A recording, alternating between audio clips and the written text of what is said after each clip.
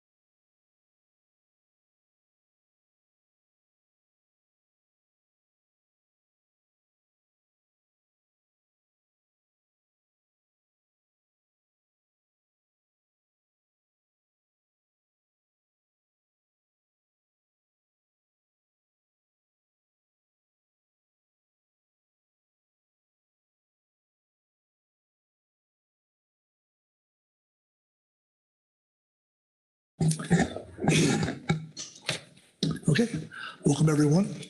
I'm pleased to announce, or I'm pleased to call to order the 277th meeting of the Pacific Fishery Management Council in San Diego, California.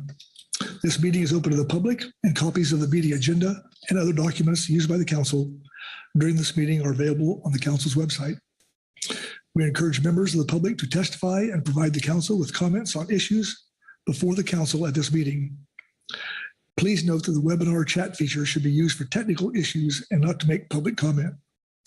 To comment on an agenda item, you must sign up on our electronic public comment portal available on the June council meeting webpage.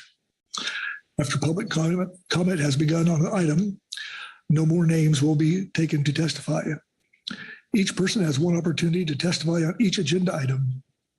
Testimony on behalf of another person not in attendance will only be allowed within the period allowed for the person in attendance.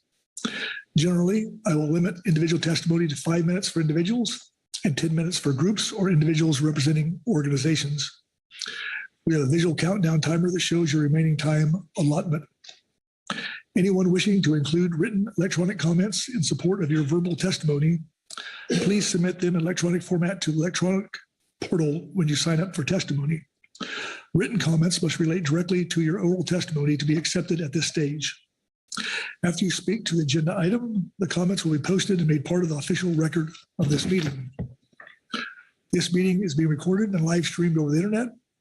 Copies of the recordings will be available by contacting the council office.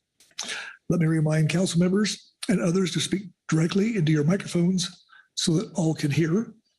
And lastly, I ask that all council members and members of the audience turn off the sound ringers on their cell phones and mute your connection while the council meeting is in session. Okay. With that, I just announced that Rachel Wadsworth, is the National Petition Service West Coast Region, is the HMS branch chief, and she'll be sitting here with us later this week. So welcome, Rachel. And with that, I'll turn to roll call on Mr. Merrick Burden, who will call the roll of the council members. Hey, good morning, Mr. Chairman, council members. I will call the roll of the June 2024 Pacific Fishery Management Council meeting. Corey Niles. Here. Phil Anderson. Here. Michael Clark. Here. Robert Dooley. Here. Lieutenant Devin Zeech. Here. Danny Evanson. Present. Mark Gorelnik. Here. Pete Hassemer. Here. David Hogan. David Hogan is not present. Virgil Moore. Here. John North. Here. Joseph Oatman. Here. Chris Oliver. Chris Oliver is not present. Brad Pettinger. Here. Corey Writings. Here.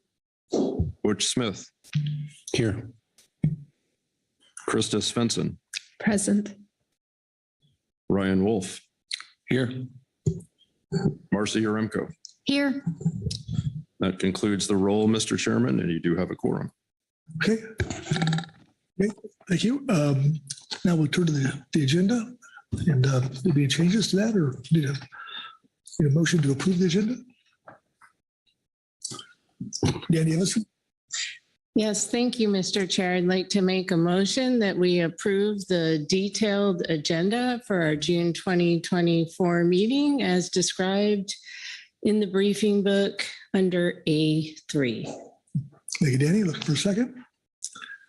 Seconded by Joe Obit. Thank you, Joe. All right. All those in favor signify by saying aye. Aye. Aye. Opposed, no. Abstentions? Okay. Motion passes unanimously. With that, I'll turn to Executive Director Burden for his report. Eric? Yes, thank you, Mr. Chairman, council members. This is agenda item A4, the Executive Director's report. This has been in the briefing book, so I don't feel the need to read it. It is relatively brief, but I will highlight a couple of things for you. One, we do have a couple of changes to the council roster. Dr. Debbie Colbert is the new director of the Oregon Department of Fish and Wildlife. And as you indicated here previously, Mr. Chairman, Ms. Rachel Wadsworth has been named a council designee for the National Marine Fisheries Service.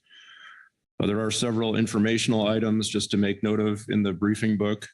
We also have advisory body alternates, several of them at this meeting, as described in the table in my ED report. I'd also like to let you all know that we recently hired Miss Gilly Lyons. I believe all of you know Gilly. She's in the audience here. Hi, Gilly. She will be leading our Inflation Reduction Act projects. And so we are describing her as the staff officer for our climate resilience work. And at the moment, she's overlapping quite a bit with Dr. Kit Dahl and getting started on putting together some project management tools for us on our IRA projects. So excited to welcome Gilly and help me to welcome her to our process once again. Let's see. Also on the question of Inflation Reduction Act funding, this has been a topic that's come up several times. I know there's keen interest in some of you about the status of that. I was hopeful to be able to tell you when we got here that we've received money, and we still have not received money. We did have a quite a lengthy discussion at the CCC meeting about it. NEMS headquarters has informed me we are within this magic 60-day period where we should be expecting our ability to spend the money right now, even though it's not quite in our bank accounts. But hopefully that does arrive soon.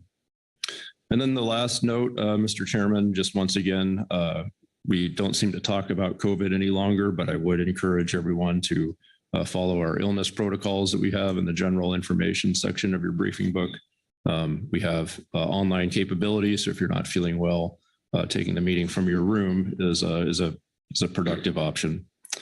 So I will stop there, Mr. Chairman. I'm happy to take any questions. That's the extent of my ED report. Okay. Questions on the ED report? All right.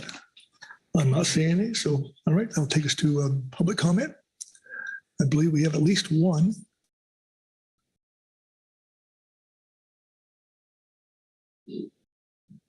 No? Oh.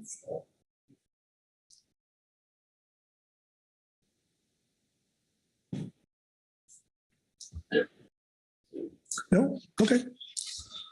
All right. Okay.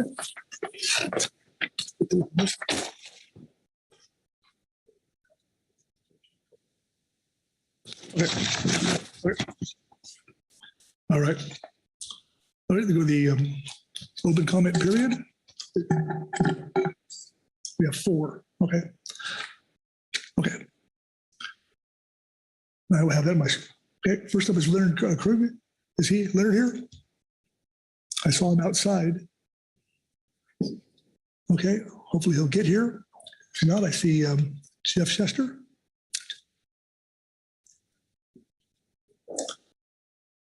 Welcome, Jeff.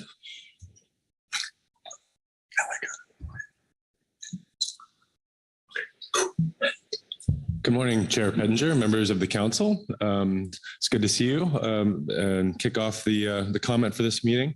My name is Jeff Chester. I'm representing the conservation group Oceana. I just wanted to speak briefly regarding the management of coastal pelagic species. Over 10 years ago, the Southwest Fisheries Science Center laid out a vision for being able to come up with annual biomass estimates for each stock in the CPS assemblage. What this basically means is that this could actually enable annual management for each of those coastal pelagic stocks.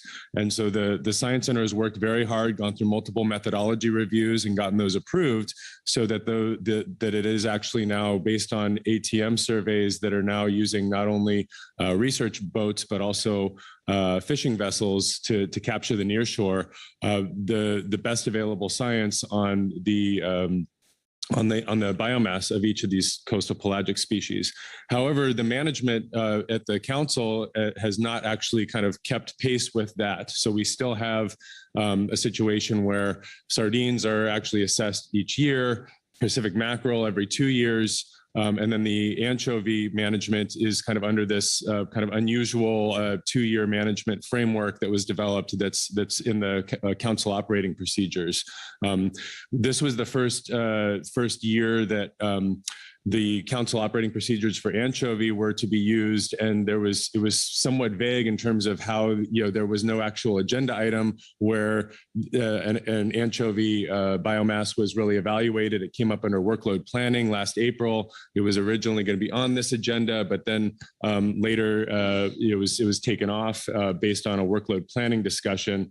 And so I guess the basic suggestion that is actually related to council efficiencies as well is that we believe that it could actually be much more simplified with the CPS management to do an annual management cycle where you basically look at not just each single species like a mackerel agenda item and a sardine agenda item, but actually do specifications for all of the coastal pelagic species and actually annually look at the biomass estimates for each of those. Some of those may not need revised specs every year, but there could be an opportunity for these species, because they can change biomass so quickly as coastal pelagics, to update the management. And so we just wanted to put that out there. We do still have some concerns with the way that anchovy management is just only outlined in the council operating procedures, and that there isn't really a consistency between each of the coastal pelagics. And it could be a good time in thinking about kind of broader, big picture stuff, since we're not in the weeds on a specific agenda item. That's why we wanted to bring it up here, of how can we align the scientific ability that is out there now to manage these stocks in a world-class basis with the way that the council is managing. So we just wanted to put that out there, that we still want to see a FMP amendment that actually lays out the anchovy management framework. So it's actually enshrined in the coastal pelagic species fishery management plan. That's something that we have reiterated the request several times, and really trying to find a venue to have a discussion about a more efficient way to look at these and take advantage of the world-class science that's coming out of the Southwest Center to manage these stocks that change biomass very quickly. So with that, I'll finish up. So thank you very much for the opportunity to speak this morning.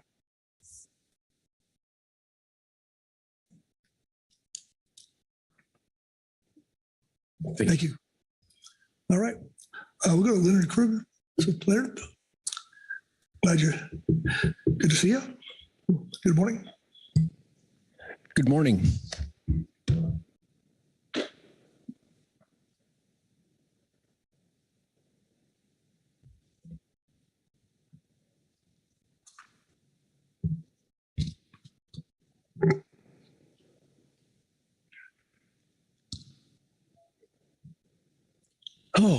Good morning, Chair Pettinger, Council, and staff. My name is Leonard Krug, and I serve as the president for the Oregon Anglers Alliance.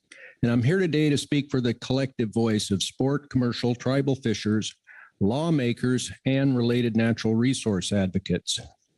Now, as you know, the written public comment included a collective list of supporters with 2 requests for council to address. First of all, we endorsed the May 15th letter from Oregon's Coastal Caucus, requesting that you join them and many others in supporting and promoting the values of sustainable salmon harvest by advocating for hatchery production to be used at times, along with habitat restoration, to better recover native salmon. Now, we've based many layers of policy on old beliefs that may now prove to be inaccurate. And nature doesn't create policy.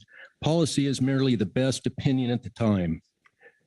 Simply examine some of the latest studies, such as the improved reproductive success of descendants of some hatchery origin Chinook salmon in the wild by Dr. Kathleen O'Malley, an associate professor at Oregon State University, and the state fisheries geneticist, as well as the recent work of Dr. Randall Brummett. These lend empirical evidence that we may need to update our practices.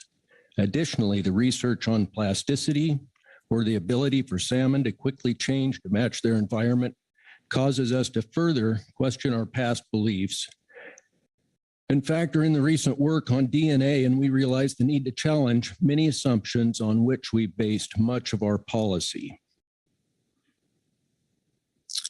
Now, the second item is that council join us in our request to secure full federal funding for the restoration of Oregon's Coal River Hatchery. After 50 years, we need to enable it to again produce PFMC managed salmon, including the listed Sonk coho, at its full potential for the benefit of our freshwater and marine ecosystems and the communities that depend on them. This is a mitigation hatchery under the financial and legal obligation of the U.S. Army Corps of Engineers.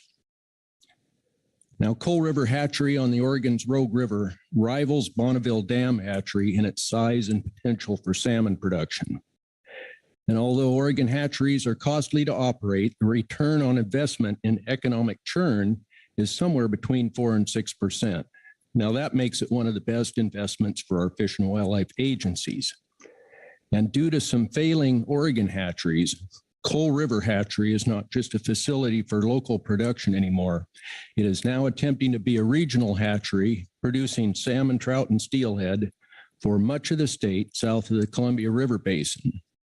As a 50-year-old hatchery, we now realize that the original design was flawed, causing a complicated maze of modifications that are difficult to operate and counterproductive.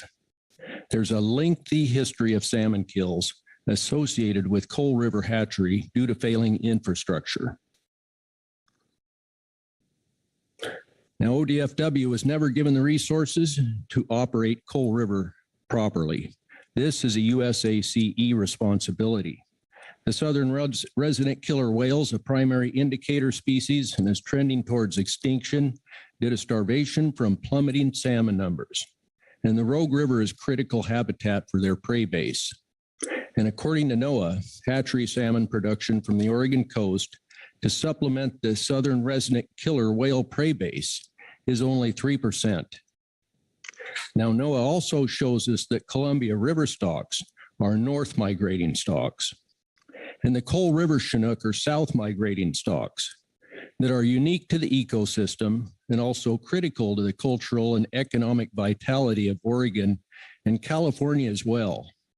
And according to ODFW, at one time contributed 60,000 salmon annually to our ocean harvest. And that's only the spring Chinook portion.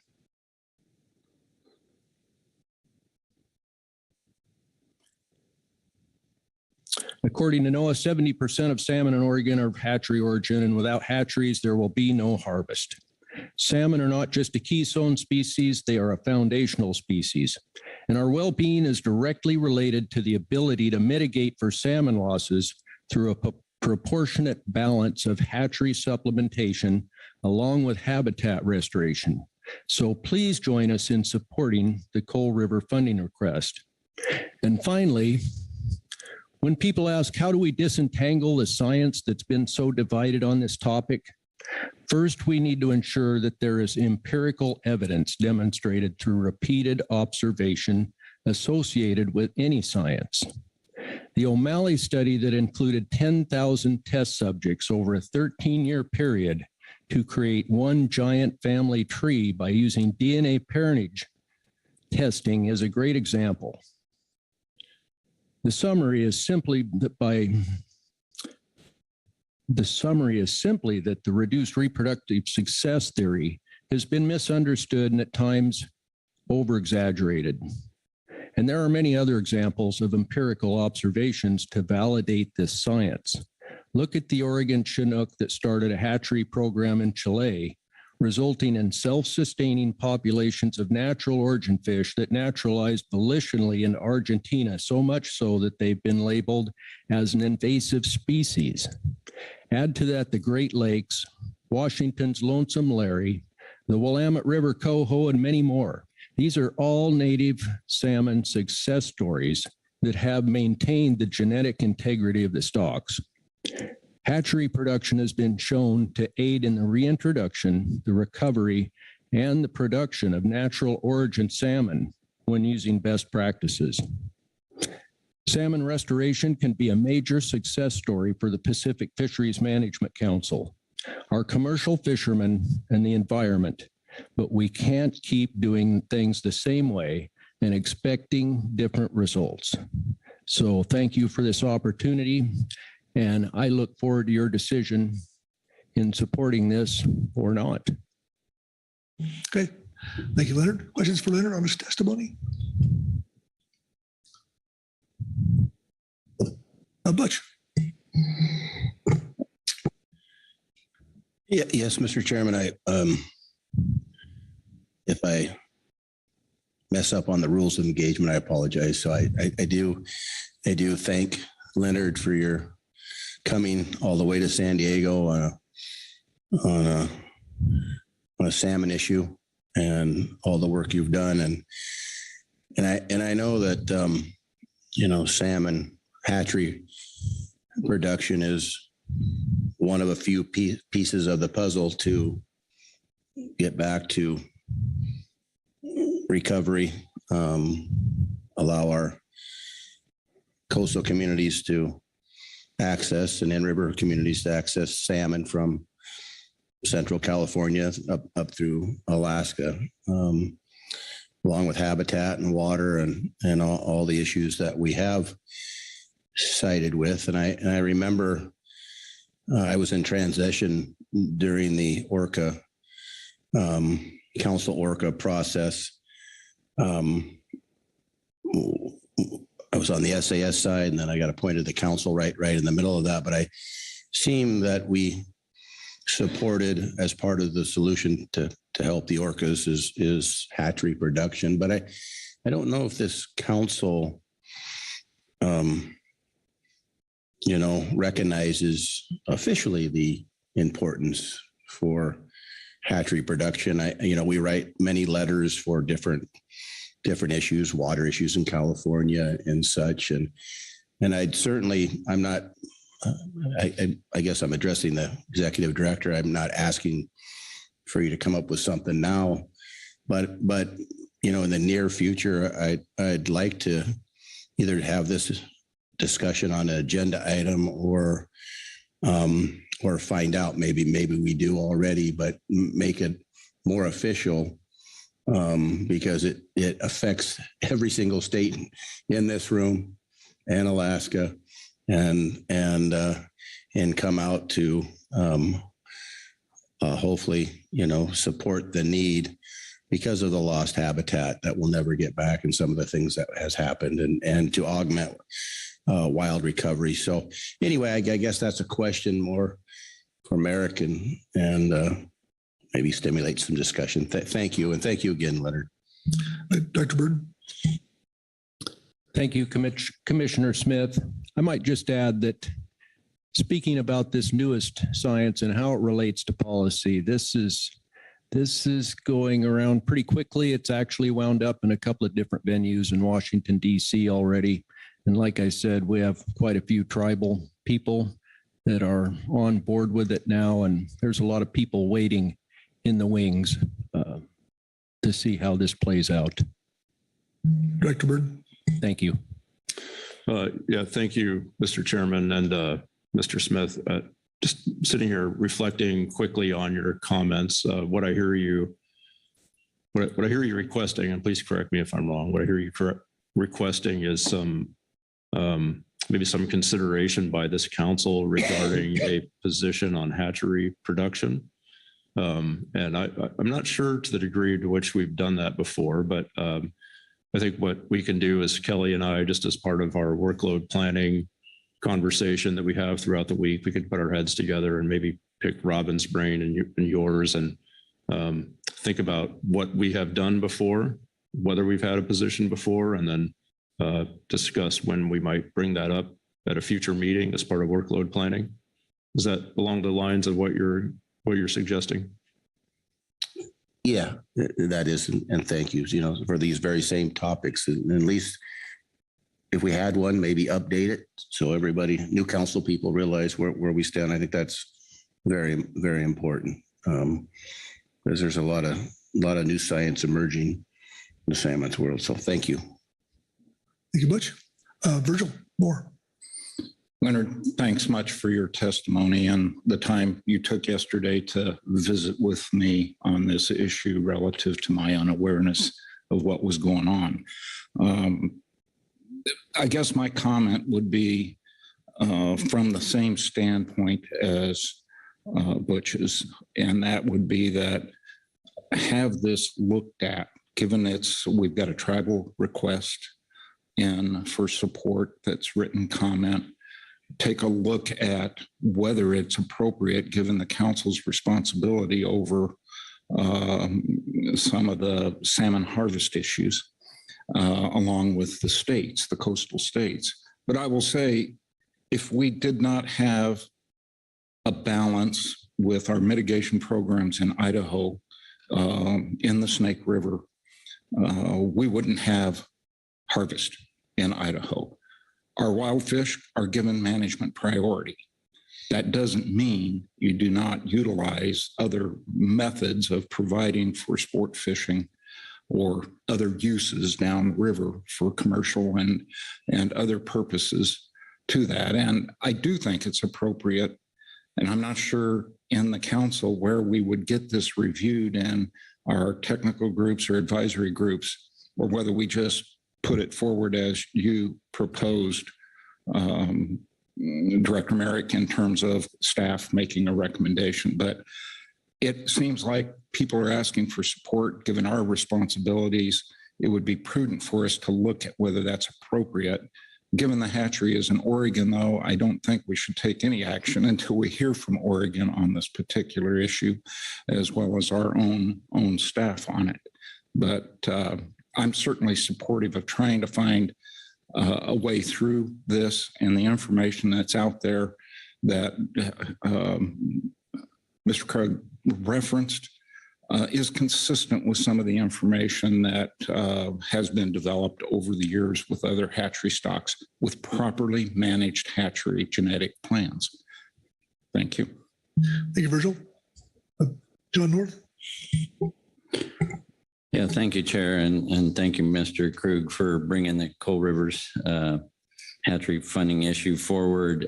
Certainly, Coal Rivers does have a bunch of challenges, and the Fish and Wildlife Department of Oregon is working hard with the Army Corps to try and resolve some of those things, along with our delegation. We've made some headway. We appreciate the progress working with the Corps, but there's still a long way to go, and we hope to keep that momentum, going to resolve all the challenges at that facility. I would add, though, that I think, that Coal Rivers situation is just a microcosm of a larger problem that exists throughout Oregon's coast and also the Columbia River Basin, and I would speculate amongst many other hatcheries throughout multiple states. And that's the huge deferred maintenance backlog that's impacting our ability to meet our production targets and the quality of the fish. So, I mean, just in the Columbia alone, I believe the deferred maintenance backlog is about $280 million due to 20 years of flatline funding. So Oregon, continues to support investments in all those facilities and welcomes any support from any groups, going forward. But I don't exactly know how the council's role fits into that, but I just wanted to add that. All right. Thanks, John. All right. Bill Anderson. It seems to me that the question is broader than in terms of a policy question about where the council stands on properly managed hatcheries than focusing on a single facility.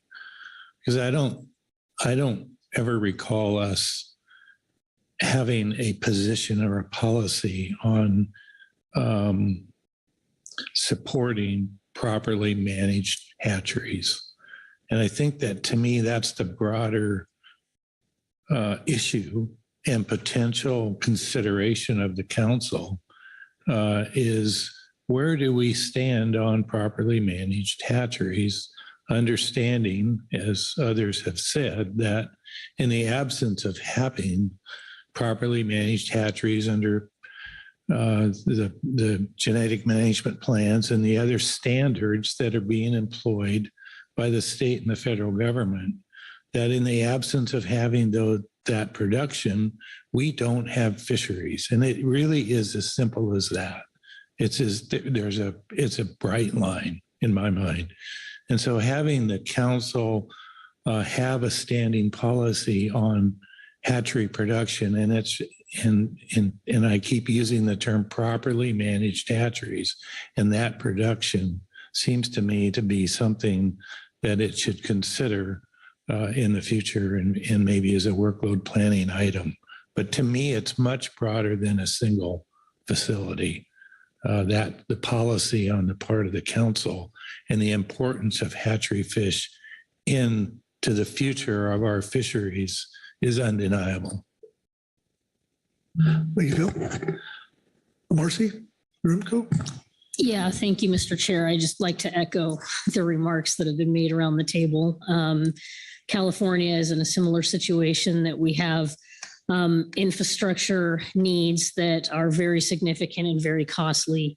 And I just want to highlight that, in fact, our department has really made deferred maintenance a priority with some recent available funds that were allocated by the state legislature for mitigating for effects of drought. Just also like to highlight that the governor's salmon strategy that was released earlier this year also identifies the need to modernize salmon hatcheries as part of a comprehensive salmon strategy for the state of California. So this discussion about perhaps developing a policy acknowledging the critical role that hatcheries play, well-managed hatcheries play in our support of fishery management and of sustainable resources. I would concur with this being a priority. Thank you. Okay, thank you, Marcy. All right. Anybody else? Okay. Leonard, thank you. Thank you. Thank you very much. Okay. Next up will be Teresa Labriola. I believe she's remote. Teresa, are you there? Good morning. Good I morning. am here, Chair Pettinger. Thank you, Chair Pettinger and members of the council. I'm Teresa Labriola, providing comments on behalf of the Nature Conservancy and in support of a letter that we submitted under this agenda item. And I just want to take a few minutes. I want to thank the council for their very lengthy discussion in April during workload planning regarding Nature Conservancy's work to develop a workshop that will support the council's work on Ecosystem Initiative 4. And we listened very closely to your comments, and given the timing of our grant and the delay in IRA funds that would allow for closer coordination with the council, we have decided to move forward with development of a workshop with advice from our steering committee. And, that's still working very closely with the council, as the steering committee includes members of the council, council staff, and advisory body members. This workshop that we're developing is currently titled Climate Resilient Fisheries Management, a Risk Table Retrospective and a Route Forward. And it's scheduled for October 16th and 17th in Portland, Oregon. And our letter includes an outline of the workshop objectives and projected outcomes. We'll seek to bring together scientists and managers and stakeholders to review the risk table classification approach adopted by the council and to discuss next steps for connecting ecosystem and climate science into management. And we will share more detailed agenda prior to your September meeting, as we are still, hammering out and ironing out the details. But at this time, I just want to let you know about our progress and invite any council members and advisory body members and stakeholders to save the date of October 16th and 17th if you wish to attend the workshop. And I welcome any questions you might have about this. All right, thank you, Teresa. Questions on Teresa's public comment? Okay, I'm not seeing any hands. Thank you, Teresa. All right, and that takes us to Tom Schiff. Tom was here, but I don't see him here now. So maybe that's him walking in. Yes. Tom, your timing is impeccable.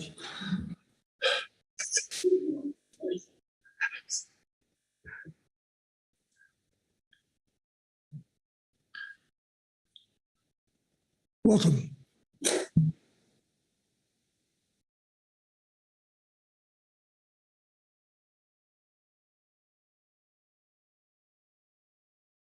Good morning, Mr. Chair, Vice Chair, Council, and hardworking staff. Tom Schiff here, a concerned recreational fisherman. And I just want to report that the bluefin are still coming.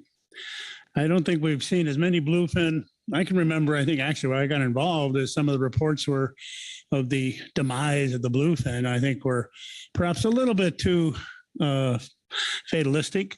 We've never seen so many bluefin. 100-year event, some people call it. Even Bush could catch one, I think. Anyhow, just wanted to welcome you here. If you get over to Fisherman's Landing, Mitch's Seafood probably has the best seafood there is, little place overlooking the dock. So little tourism tip.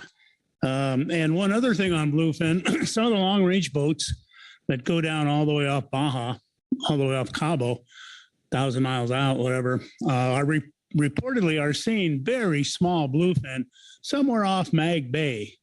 And they're either on the way to fish or coming back, so they haven't stopped to catch them.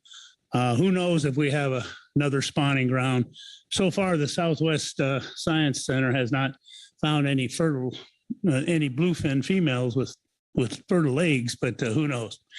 And I would like to make one quick comment, if I may, observation. I too support hatcheries in Southern Oregon. I grew up in Klamath Falls, where we had actually big rainbow, and we had a huge fish called a red, which is really a combination rainbow and a landlocked salmon in 30-mile-long Klamath Lake. As you know, the Klamath River is going about taking out dams so the fish can migrate back up. But over on the Rogue River, one of my lifelong buddies caught a 60-pound salmon at about Grants Pass. Now that's 40 to 50 miles upstream. And from common lore, they lose about 10 pounds every 10 miles swimming upstream. So that robust fin entered the mouth of the Rogue at about 100 pounds. So I think they're doing something pretty good there. And unfortunately, a couple other hatcheries have suffered damage from wildfires. One at Fort Klamath, pristine Fort Klamath, just beautiful. Actually, Spring Creek even has some nice German brown trout. So anyhow, I would definitely support whatever the council can do to help the fisheries, or the hatcheries rather. If I read the letter right, or the comment, I think 70% of the returning stock, whatever, come back upriver. I don't know for sure, but anyhow, to me, that's a welcome addition for recreational fishers and other people. That's about all I have. Thank you. All right. Thank you, Tom. Questions for Tom on his testimony? Vice Chair Hassemer. Thank you, Mr. Chair.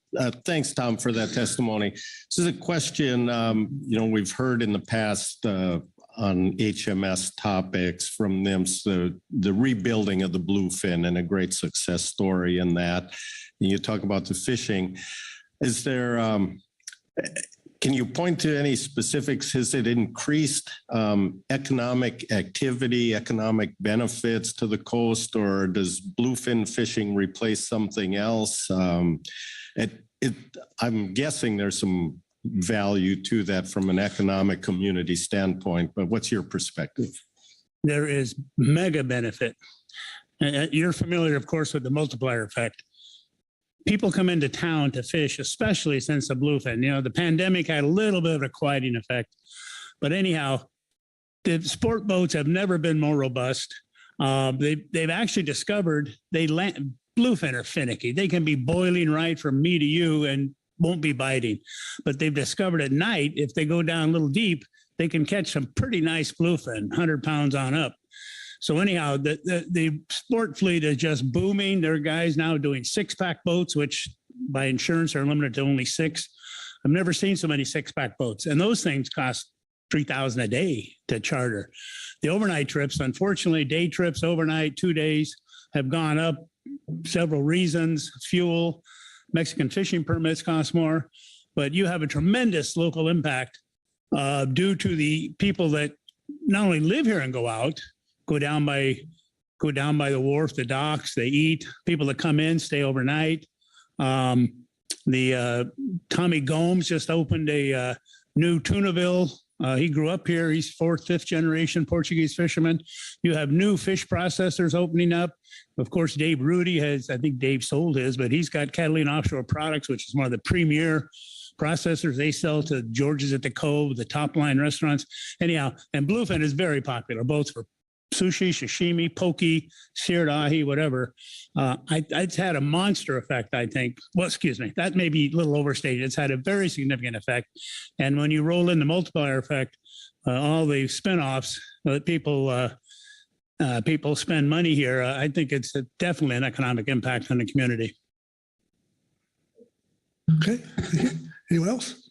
Bush Smith. So maybe we have a new yardstick of recovery so thick Butch can catch them. So maybe we should start using that in our scientific documents at the council. You betcha, Butch. Anyone else? All right. Well, Tom, thanks for coming. And we look forward to maybe catching some of that bluefin after this meeting ends. So I haven't been out lately. My last one was only about a 50 pounder. I actually now prefer going to Cabo and sitting in a sport chair. Being at the rail is a lot of work for an old guy. Well, thanks for coming. So, all right. That takes care of the public comment. And so any discussion before we move on? All right. I'm not seeing any. So administrative matters and council coordination committee update. And with that, I'll turn to Executive Director Burton. Merrick. Yes, thank you, Mr. Chairman. We do have Council Coordination Committee report. The CCC met in San Juan, Puerto Rico, May 20 through the 23rd.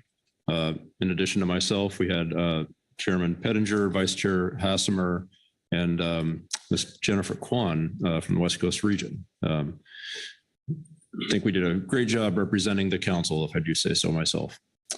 Let's see, we've got a few things to orient you to. You have in your packet of materials, you have a summary that I put together of the CCC meeting. I'll talk through that briefly here in a second. You have a copy of the agenda so you can see all the topics that were covered. And the GAP has also submitted a report for your consideration on the CCC meeting outcome.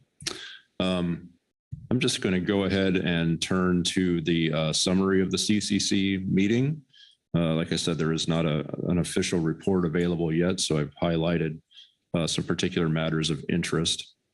We started off the meeting talking about NOAA fisheries, their updates and priorities, a variety of topics. A few things that the CCC keyed in on. One was the America the Beautiful initiative, also referred to as 30 by 30. And you might recall that the CCC put together a document that has been, I believe it's been submitted to a journal looking at the various protected areas and protection measures that the councils have implemented around the United States. There's a continued question about whether those areas are counted toward the 30% of protected areas that's part of the America the Beautiful initiative. It's our understanding that the council area protections are best defined as what's called other effective conservation measures, or OECMs. So we're keying in on that and asking whether these measures will count toward the 30 by 30 objective. There was a motion, one of the few motions that the CCC passed. It was around this issue, and it was specifically that the councils be involved in the development of these definitional issues around 30 by 30. We also had a conversation around sanctuary regulations. We had expected to be pulled into a conversation before the CCC with sanctuary leadership to discuss the new process that they're developing for the development of fishing regulations within sanctuary waters. And while we don't have a date yet for a meeting, the plan is to have a meeting between the executive directors and sanctuary leadership to discuss this new process. We spent some time talking about climate change and also Inflation Reduction Act funding. NIMS described what's called their CEFI initiative, which stands for Climate Ecosystems and Fisheries. It's largely driven by IRA funding, and that's going to result in the development on their part of data products, decision support tools, and climate-informed advice for each of the regions of the U.S. We spent some time talking about IRA funding and the distribution of funds and the delay of them. There's a growing concern, I will say, among councils about the ability to pull off the IRA work that's been proposed. Just as the clock keeps ticking and the funding hasn't arrived. Most councils are going ahead and getting started at this point, and we are in that camp. Let's see, moving down, there were some policy development and updates around that. We had a several-year effort to bring together a integration policy that integrates the work of the Endangered Species Act and the Magnuson-Stevens Act, and that was finalized at this meeting. So Kit Dahl from our office helped out with that a bit, as did I, as did Brett Weedoff when he was on staff, and a few others. Let's see, there's a new procedural directive that would identify the lead counsel when stocks shift from one fishery management council region to another. That was the focus of quite a bit of discussion, not an issue that really affects our council at the moment. There was a lot of anticipation about the possibility of a proposed rule on national standards 4, 8, and 9.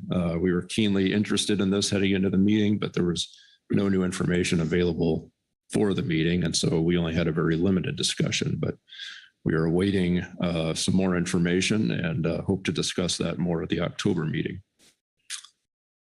We spent quite a bit of time talking about budget issues, which is a topic at every CCC meeting. So as you all know, and as we've talked about, in inflation adjusted dollars, council funding around the country has been declining. NIMS has been flat. There's been a bit of a bump here this last year, as I recall.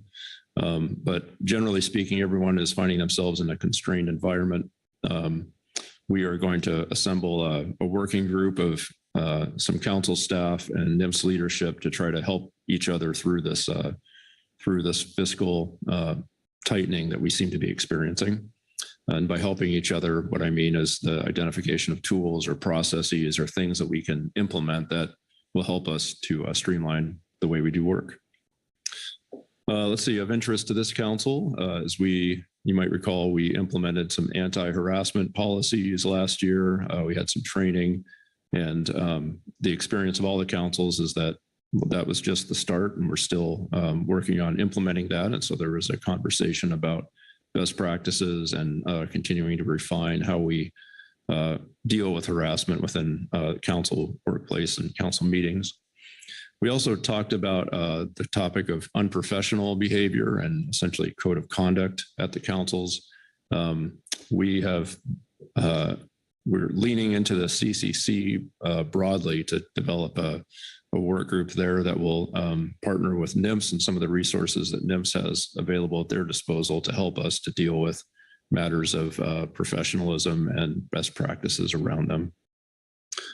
And then we talked a bit about the National SCS meeting, which is the scientific subcommittee of the CCC.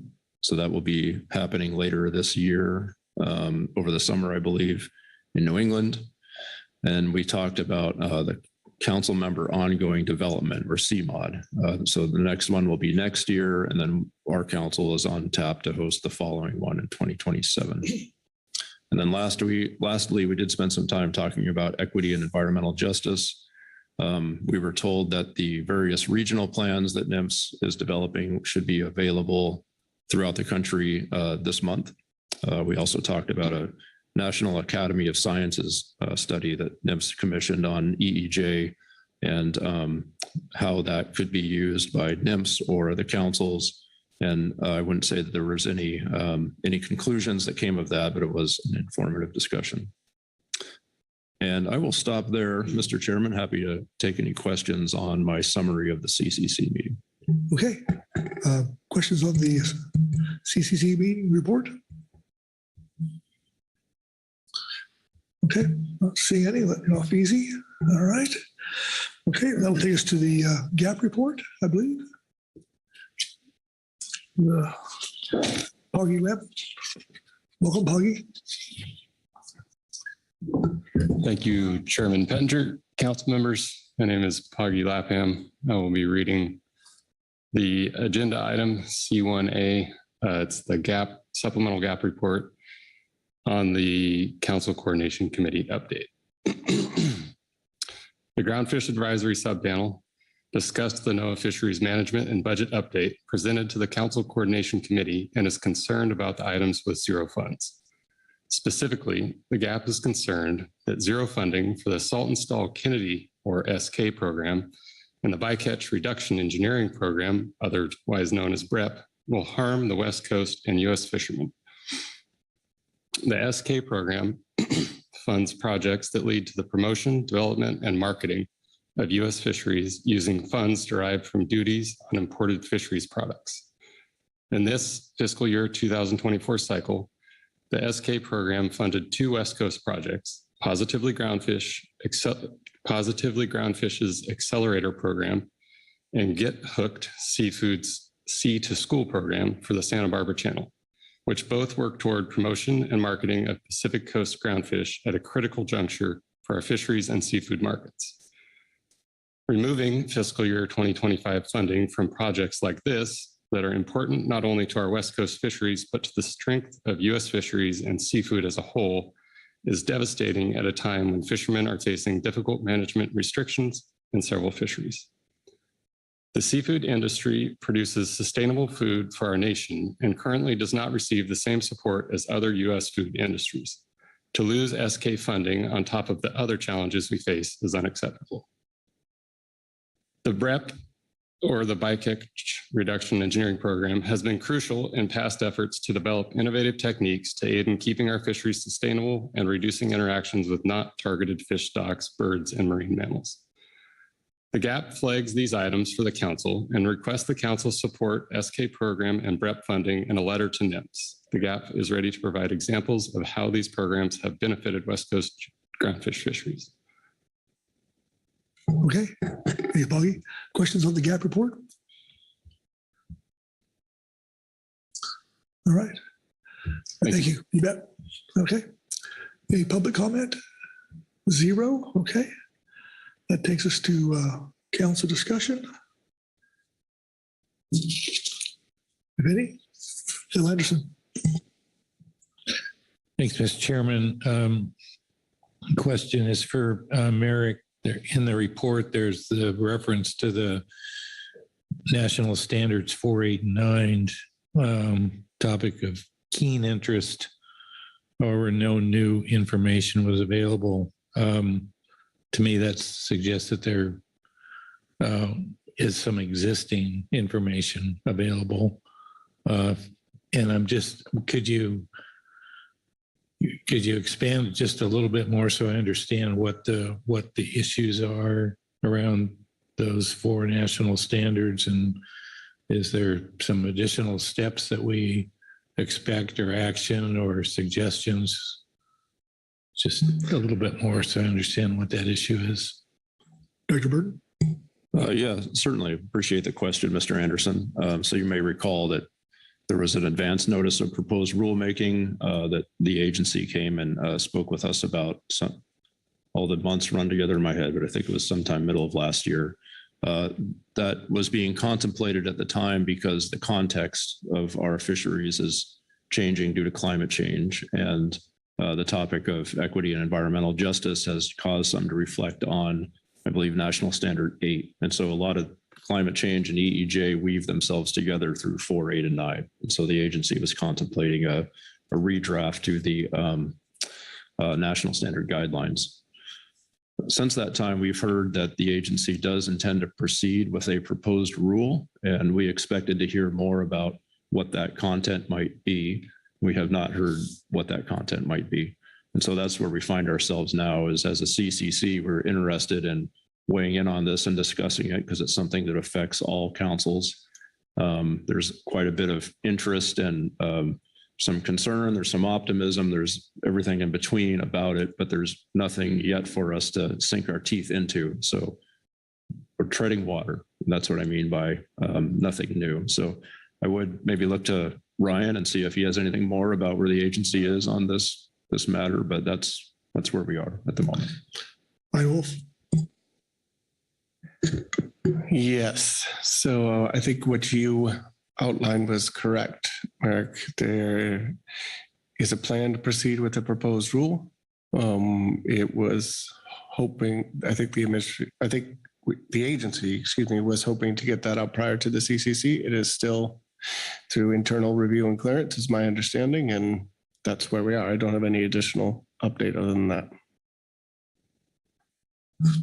Okay, thank you, Ryan. Phil? Excuse me, I had one other question. There's a reference to the NIMS new financial systems that have, I'm aware, caused a lot of problems and consternation and delays in funding streams, particularly to state agencies. And I'm wondering, perhaps Mr. Wolf could give us a bit of an update on how things are going in terms of working through the problems that were associated with those new financial systems. Ryan? Thank you, Mr.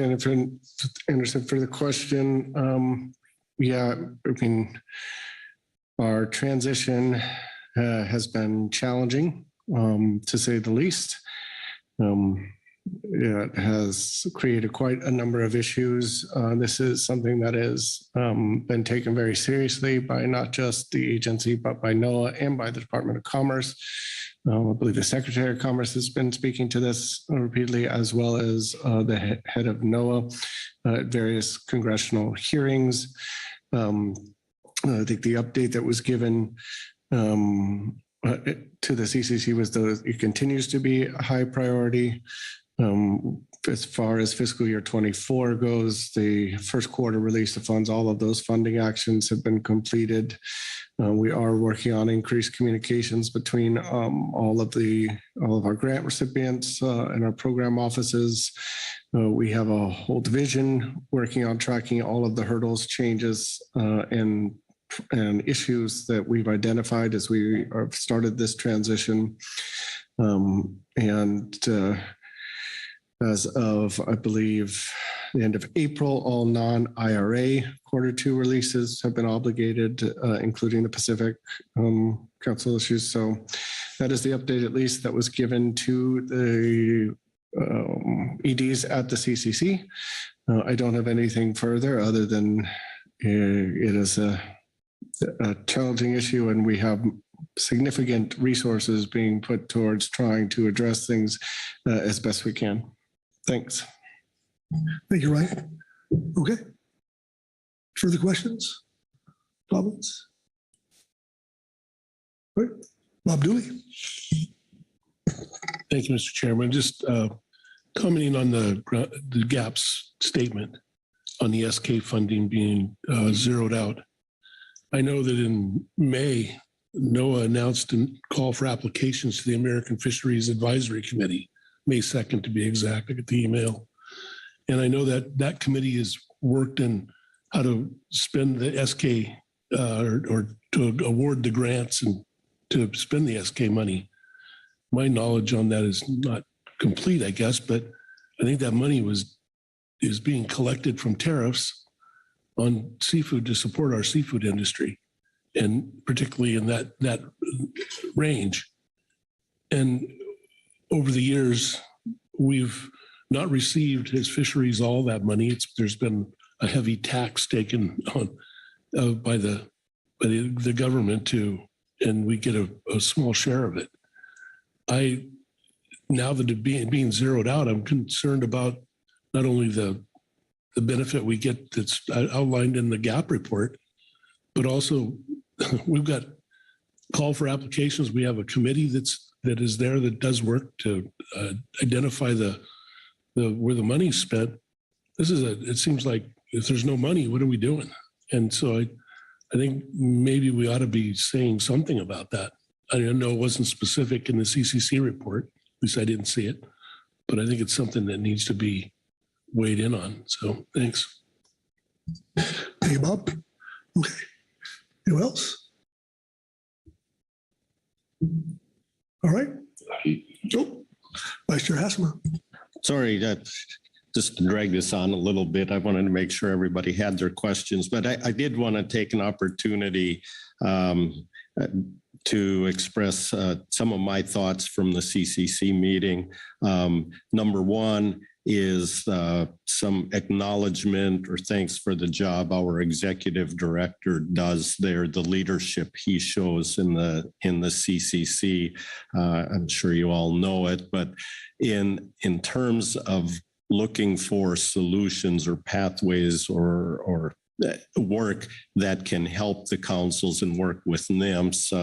Executive Director Burden has some ideas he presents, and some examples on the sanctuaries issue that NIMS and the Office of Sanctuaries are looking at, how they develop regulations in sanctuaries. And we've been out of that process. And he suggested that the executive directors and NIMS work on some of those things, and the harassment and professionalism issues, and the budgets are, how can the councils be more effective? So, he brought some great ideas to that and is very much trusted by the full CCC. And so it's, as you know, is very valuable to have him there. Another observation there, it's my first CCC meeting a couple of years ago was in a fall meeting in DC, and all of you are too young to remember the Jetsons cartoon, but somebody made a comment there about the technology, the microphones we had in the meeting. They looked like something out of the Jetsons or that came out of an antique store somewhere, and they didn't work well. In this meeting, we sat down and we had the same microphones that we have here in front of us. And there were a bunch of TVs around just like this for the CCC to observe. And they had, these owls we use for the other meetings were there. And I heard people who were way back, even at the meeting, who liked the fact the owls were there because they could see people. And the point is, where did all of that idea come from? Is it was like sitting in a meeting here. So congratulate our staff, on developing that. And we don't realize sometimes how good we have it here, and also the management of the sound system. The meeting that we were just at was in the ground floor of a parking garage. And so it was very difficult to manage that. And it just made me realize that there's quite a luxury here. So just wanted to highlight a couple of those things. And also appreciate the gap, looking into those reports that are out there on the CCC meeting website and bringing those comments to us. I think that's very important. It's not necessary here to talk about budgets, but there's some linkages. Is one of the messages I heard there when we talked about budgets is for people, the councils and as council members, we don't talk to Congress, but there's always this budgeting and issue thing about where could we have influence there.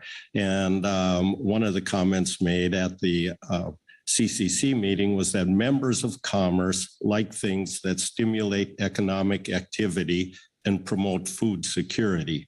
And so we talk about bycatch and bycatch reduction engineering, and the GAP mentioned this Sea to School program and encouraging our markets. And that was part of my question to Mr. Schiff about rebuilding the tuna. There are outcomes from various activities and their outputs. And I think NIMS reports, they can talk about how many hours they put into going and how many dollars are spent going to international meetings and doing all this work on tuna and the assessments and the outcome of that. I never know if it's right to say the output or the outcome, but so you have a stock assessment and now we say they're rebuilt, but the real outcome of that is this economic activity that's occurring on the coast. And that's the message that needs to get to the people. The value of doing those things, the value of the council's work is stimulating that economic activity that's a result of that long-term management process we go through. And so I think it's important to hear that type of stuff, and people can carry that message and think about food security and economic activity that brings into these various communities and ports and things like that. So apologize for all that time, but there's a connection to a lot of what's discussed there and what we talk about here. So thank you, Mr. Chair. All right. Thank you, Pete. Actually, I think I saw those microphones on a rerun of Star Trek, the original series. Okay. All right. So that will take us to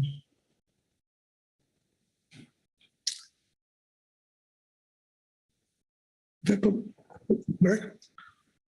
Yeah, thank you, Mr. Chairman. I did want to just make sure that I understand what the will of the council is with regards to Mr. Dooley's suggestion about commenting on the zeroing out of the SK funding and the BREP opportunity or the BREP funding. So I didn't hear any acknowledgement from the rest of the council about that either way, and it would help us as we think about our workload, just to know if you would like to write a letter to the agency or what you might want to do there, if anything. Krista Vincent. Yeah, thank you, Mr. Chair. And thank you for the question. I would be supportive of a letter, particularly in light of the conversation this week at the Swordfish HMS workshop. Okay. Corey Niles. Thanks, Mr. Chair. I guess, well, then where do we stop, I guess, is my question. We have a lot of questions about the NIMS budget, the president's budget, including the flat funding of the council's flat funding of PACFIN for going on 20 years, so on and so forth. So they're definitely hearing the concern and knowing the value of those, but also hearing Merrick speak to the fact that the council executive directors are thinking about what to do about the overall fiscal situation.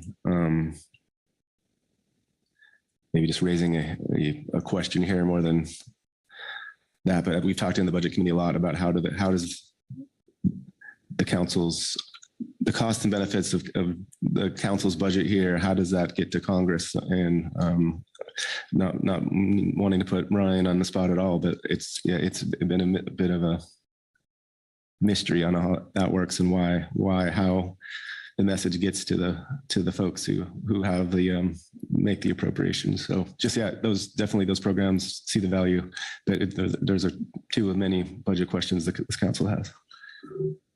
Hey, Corey. Mark Rolnick. Yeah, I don't know if Phil and I are on the same wavelength here. Maybe, perhaps not. But NIMS doesn't have a role now. The budget it's the president's budget. It's been submitted to Congress. Congress is where that money might be restored. Okay, we don't have a role in writing to Congress unless we receive a request for public comment.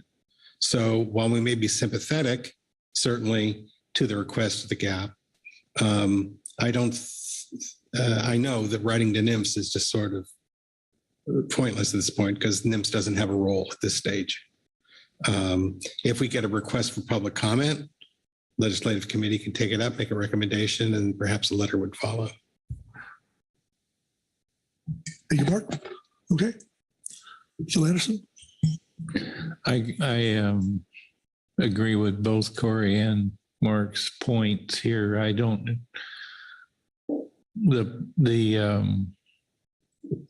there's lots of concerns with the budget and that impact the council and fisheries across the board. And I don't know why this one would rise to a point where we would write a letter on this and not write a letter on something else. I remember when they zeroed out PACSURF, that's been, was it 90 million, then was it 64 million? And I don't think we should write a letter on this. And number one, and as Mark points out to NIMS, it's pointless. I understand the concern. I'm not necessarily surprised when they do things like this. And when it goes through, as Mark said, through the congressional process, lots of things change from the president's budget. So I just don't think this is an appropriate thing for us to write a letter to NIMS on. Okay. Anyone else? Okay. Merrick, you're my staff on this one. Yeah, thank you, Mr. Chairman. Appreciate the discussion. I guess I will take just this last conversation. I'll assume that Ryan has been listening and that suffices for in place of a letter. And so we will not take that up under workload planning unless you say otherwise. Other than that, I think this brings a close to this agenda item. Okay, thank you. And then it's 11:12. We're a little bit ahead of schedule. I guess what's the will of the council? Do you want to keep going till noon? Or do you want to take a short break?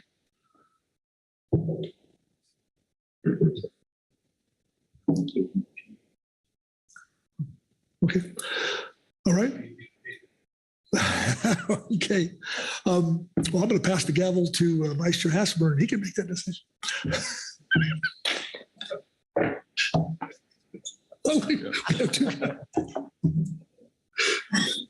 Thank you, Mr. Chair. That's going to take us to our habitat issues.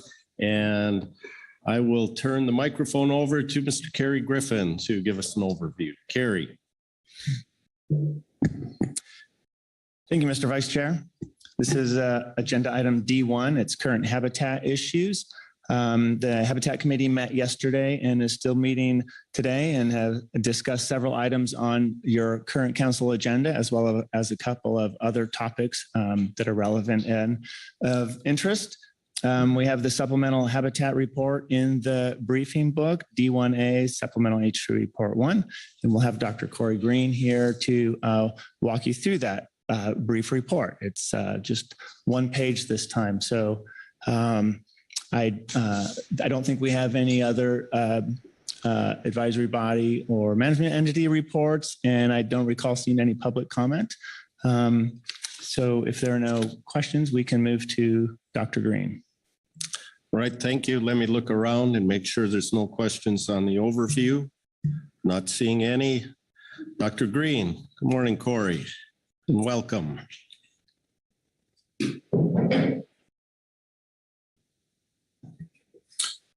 Good morning, Mr. Vice Chair, members of the council. I'll be reading agenda item D1A, Supplemental Habitat Committee Report 1.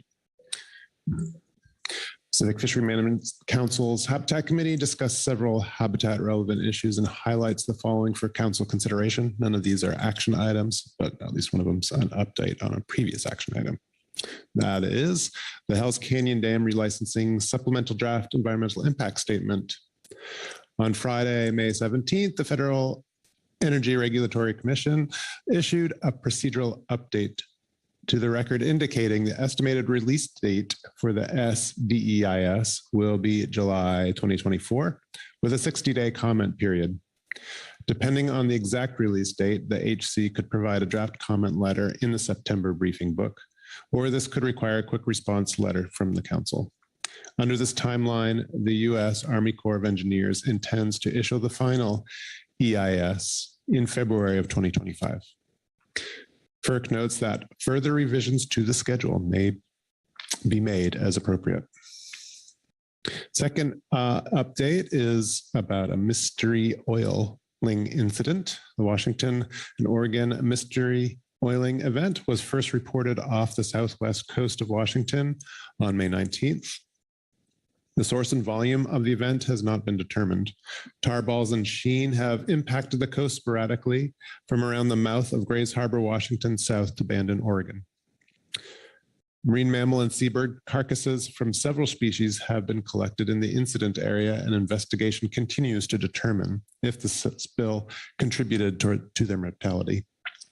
Estuary and rocky intertidal habitats did not appear to be impacted, and there are no known reports of impacts to fisheries resources or fishing vessels. Cleanup of the beaches is complete, and a final evaluation of the beaches is happening this week. And then finally, there's some updates on the White House's ocean strategies. The White House announced June 3rd 3 new strategies to advance President Biden's commitment to conserving and protecting our ocean and harnessing its power to strengthen our economy and address the climate and nature crises. These strategies will likely impact council-managed fisheries. The first is a U.S. national strategy for a sustainable ocean economy, guiding U.S. ocean policies to conserve healthy ecosystems, support resilient communities, and advancing sustainable economic development. The second is protecting and restoring ocean life, expanding and using biodiversity information to help protect and conserve marine ecosystems and maximize the ocean's benefits to people. And third, there's a strategy for using environmental DNA or eDNA technology to study ocean life, advancing fast, low cost, and effective eDNA technologies to understand life in the ocean and how it's changing. With that, I'm complete. Thank you. Thank you. Questions for Dr. Green on the Habitat Committee report? Corey Ridings. Thank you, Mr. Vice Chair. Thanks, Dr. Green, for this report. I'm looking at the third paragraph under ocean strategies, and you're noting 3 new strategies out from the White House, and that these strategies will likely impact council-managed fisheries. Can you share with us a little bit more about what those impacts might be and the discussion you had in the committee? Yeah, so the sustainable ocean economy focused on a couple of issues. I mean, first, there's definitely interest in harvesting wind power and other and wave power, for example. That's one item within the goals of the strategy. But secondarily, there's also goals to improve community fishing communities, and so local building of resilience. So impacting good and bad, perhaps. Okay, further questions? Chair Pettinger. Thank you, Vice Chair Hassemer. As far as the mystery oil incident, is there any, have you identified what kind of oil it is? Is that heavy bunker, or what makes tar ballers, or what's that look like? Yeah, so it's consistent with that, as my understanding is that's the case. Oh, thank you. And any other questions? Not seeing any. Thank you very much, Corey. I will look and see. We have no other reports. I'm not seeing any public comment here. That's been confirmed. So that will take us to council discussion here. There was a recommendation and just a reminder on the Hells Canyon EIS that I believe at our last meeting, the Habitat Committee had offered to prepare a letter had that document been released. It wasn't released. Now it looks like July. This council is still wanting a letter drafted by the Habitat Committee. That's one item there. So I'll look around and see if there's agreement on that. That the Habitat Committee, should the document be released, it could be either a QR depending on the date of release of the document, or it might be in our September briefing book. So we would anticipate a draft letter prepared by the Habitat Committee. Anything else? Phil? It's really hard for me to read the third item and reflect on BOEM's activities on the West Coast and square that with a commitment to conserving and protecting our ocean, healthy ecosystems, resilient communities. It's just a comment. It's hard to read that and believe that there's any sincerity in those. Thank you. Further comments, discussion? Corey Ridings.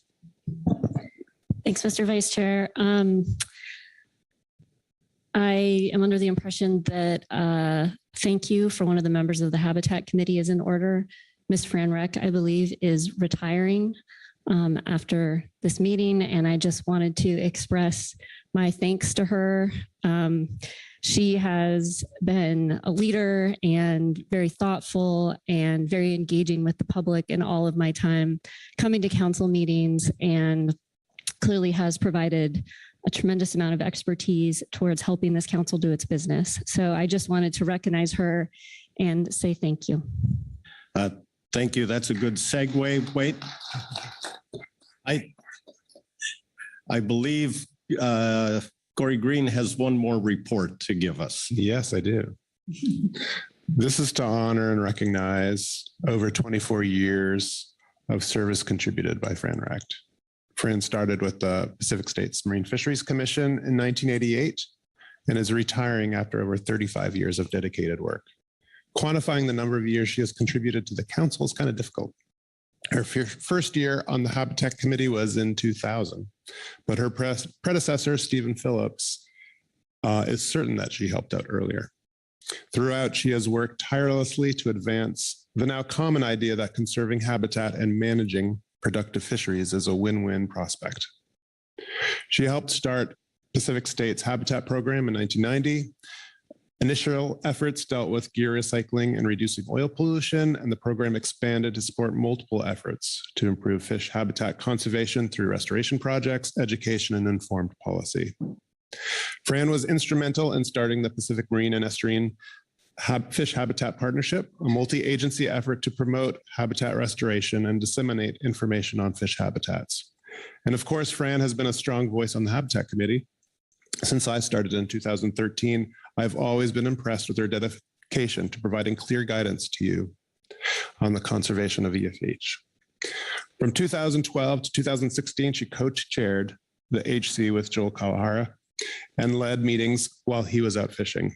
The first time this happened, Joel gave her a kit to confer authority, including a kid's birthday crown, an equivalent scepter, and a ballpoint pen with a feather plume for assigning official documents, all in Pete's box. But of course, she's never needed these trappings. She's always led and spoken with authority on the habitat needs for marine fishes. So thank you, Fran, for being such a strong champion.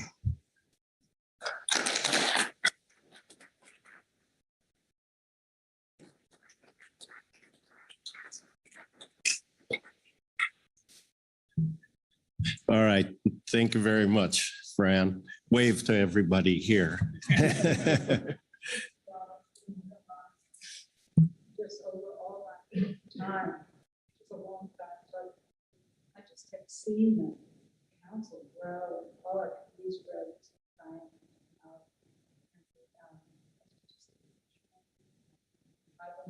It's really, it's been an honor to see.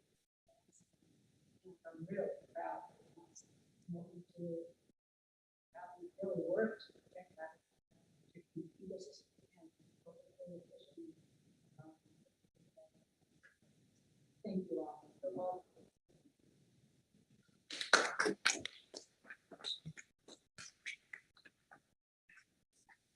All right. Thank you very much. And that, I believe, completes our Habitat Committee work here on this agenda item. So we will close that out. And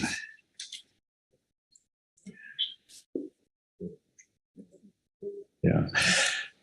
Our next agenda item is scheduled for at least an hour and a half. There's going to be a change of seats. So let's break for lunch now and come back at 1 o'clock to resume. So you're free to go find some food.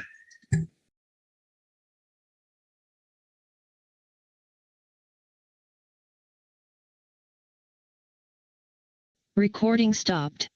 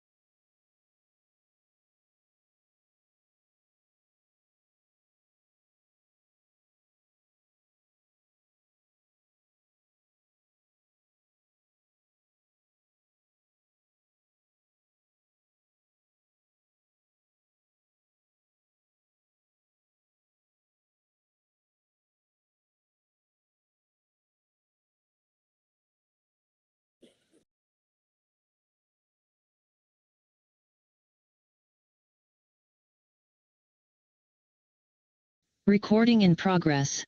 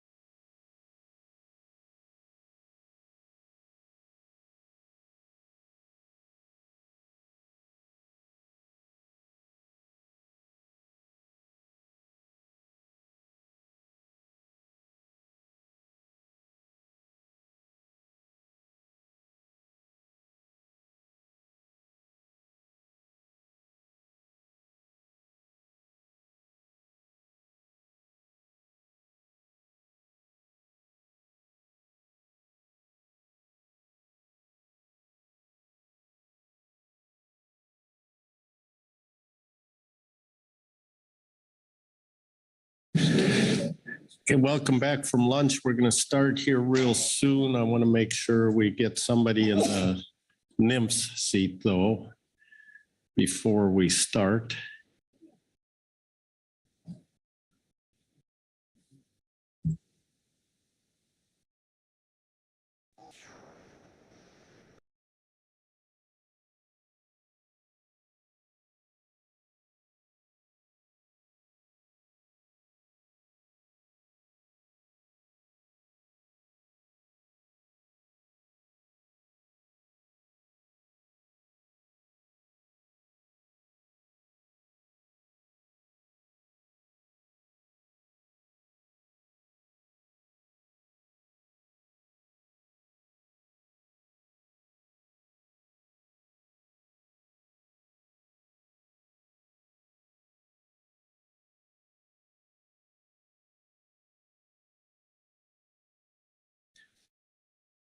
All right, looks like we're ready to go here. And before we begin, just want to note that in the Washington Department of Fish and Wildlife seat, has joined us. Kyle is online.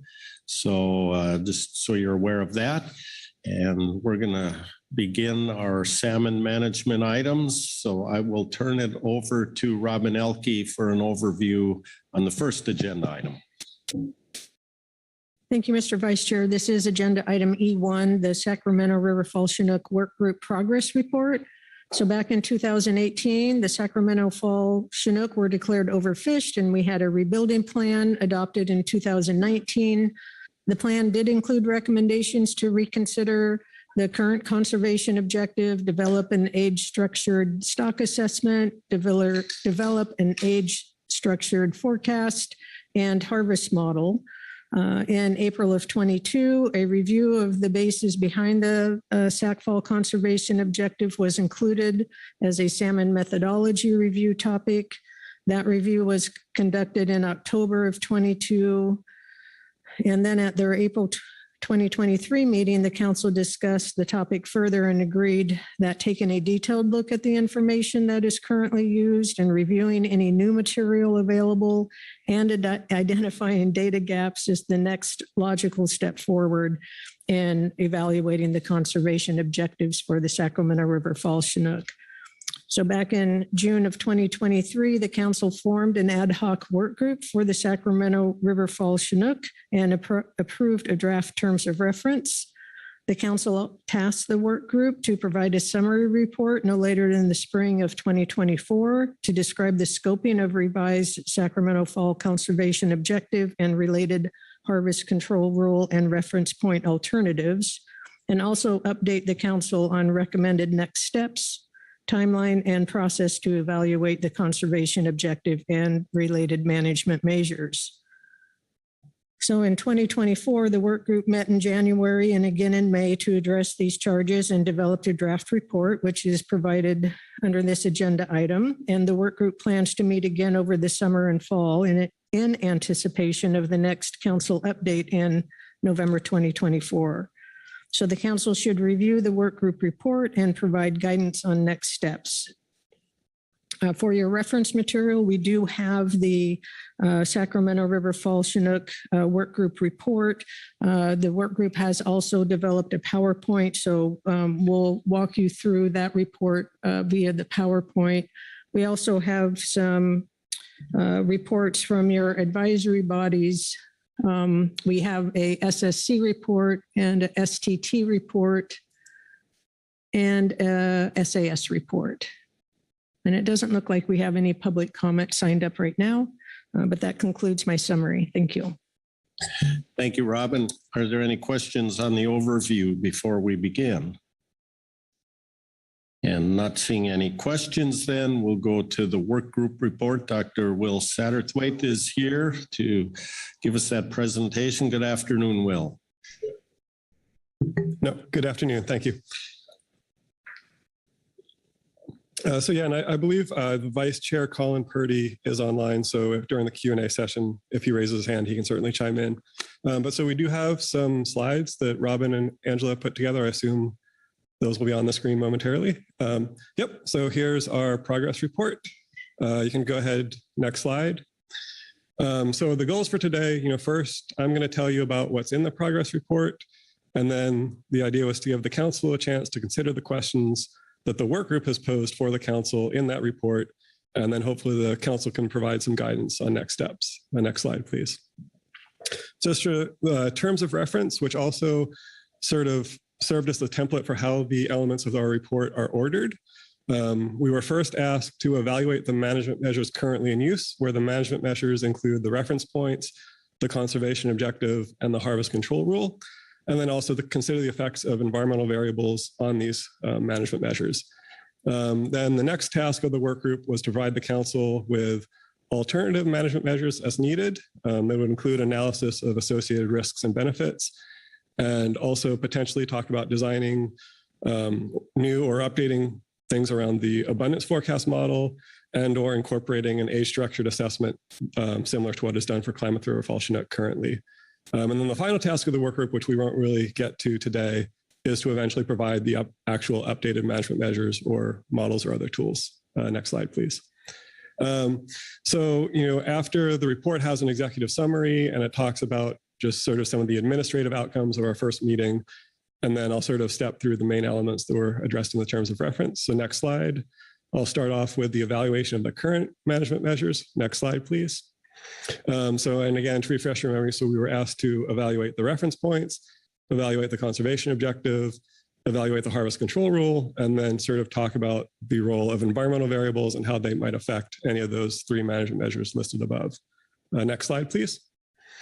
In terms of reference points, so there are 4 reference points defined for salmon.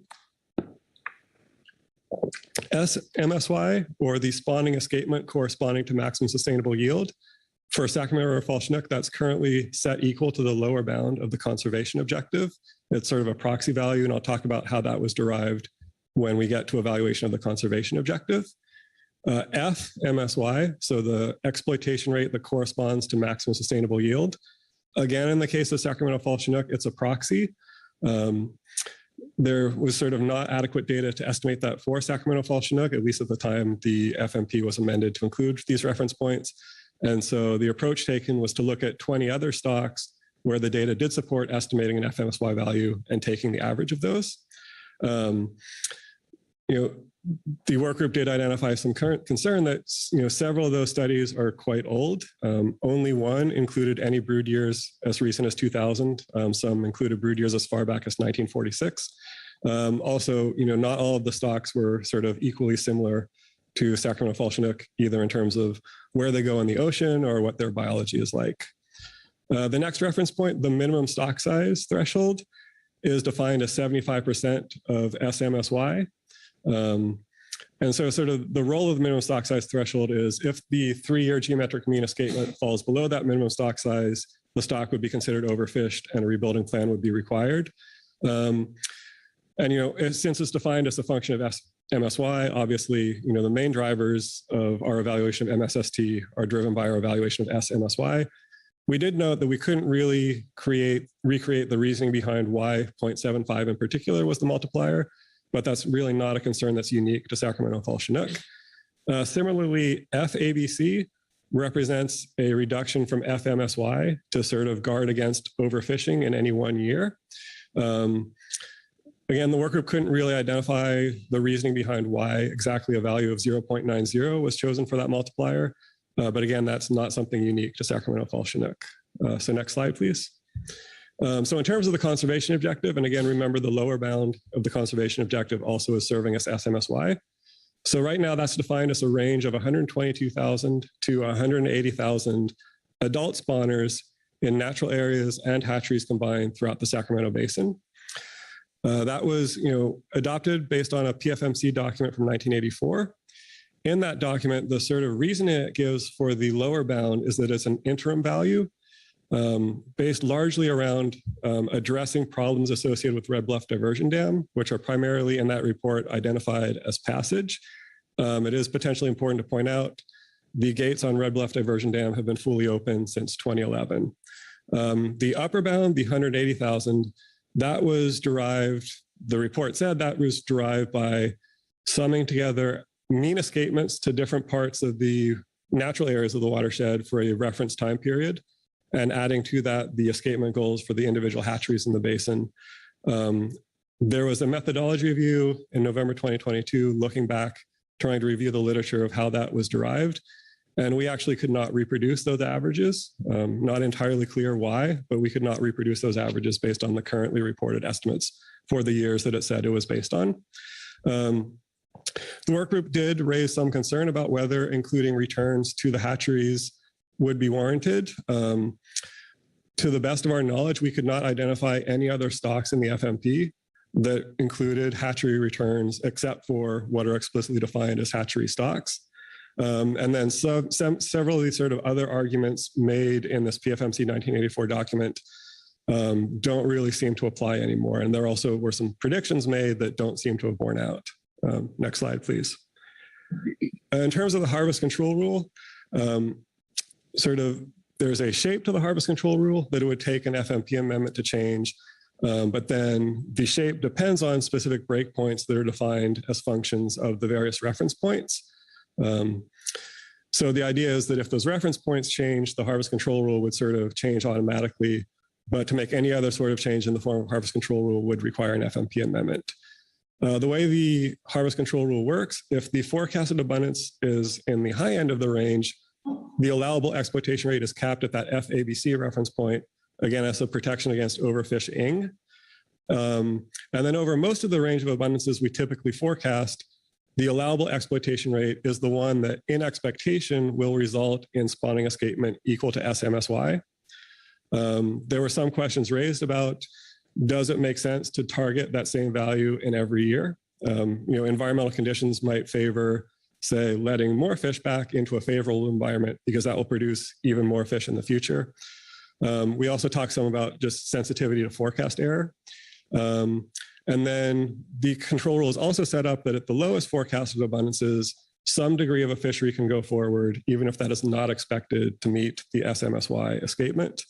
There were some concerns that that's sort of currently defined as a kind of multi-step function. There was some thought that maybe a simpler approach might be warranted, or it might be worth revisiting the question of when and under what conditions should there be de minimis fisheries. Next slide, please. Then we were asked to evaluate what are the effects of environmental variables on our management, on the sort of long-term stability of these reference points, and the sort of application of the control rule. We talked a lot about, there is this annual integrated ecosystem assessment report to the council that summarizes a large range of environmental variables that have plausible mechanistic links to salmon productivity, or Sacramento Chinook salmon productivity in particular. One thing that's very challenging about incorporating these into management is that while many of these are correlated with measures of abundance or productivity, the strength of those correlations tend to change over time. Also, the environmental variables often have cumulative effects or interactive effects, which again makes it more complicated than one might hope to build these into the management measures. And we also talked some about, there's the question of, can environmental variables better inform our forecasting of what current abundance is?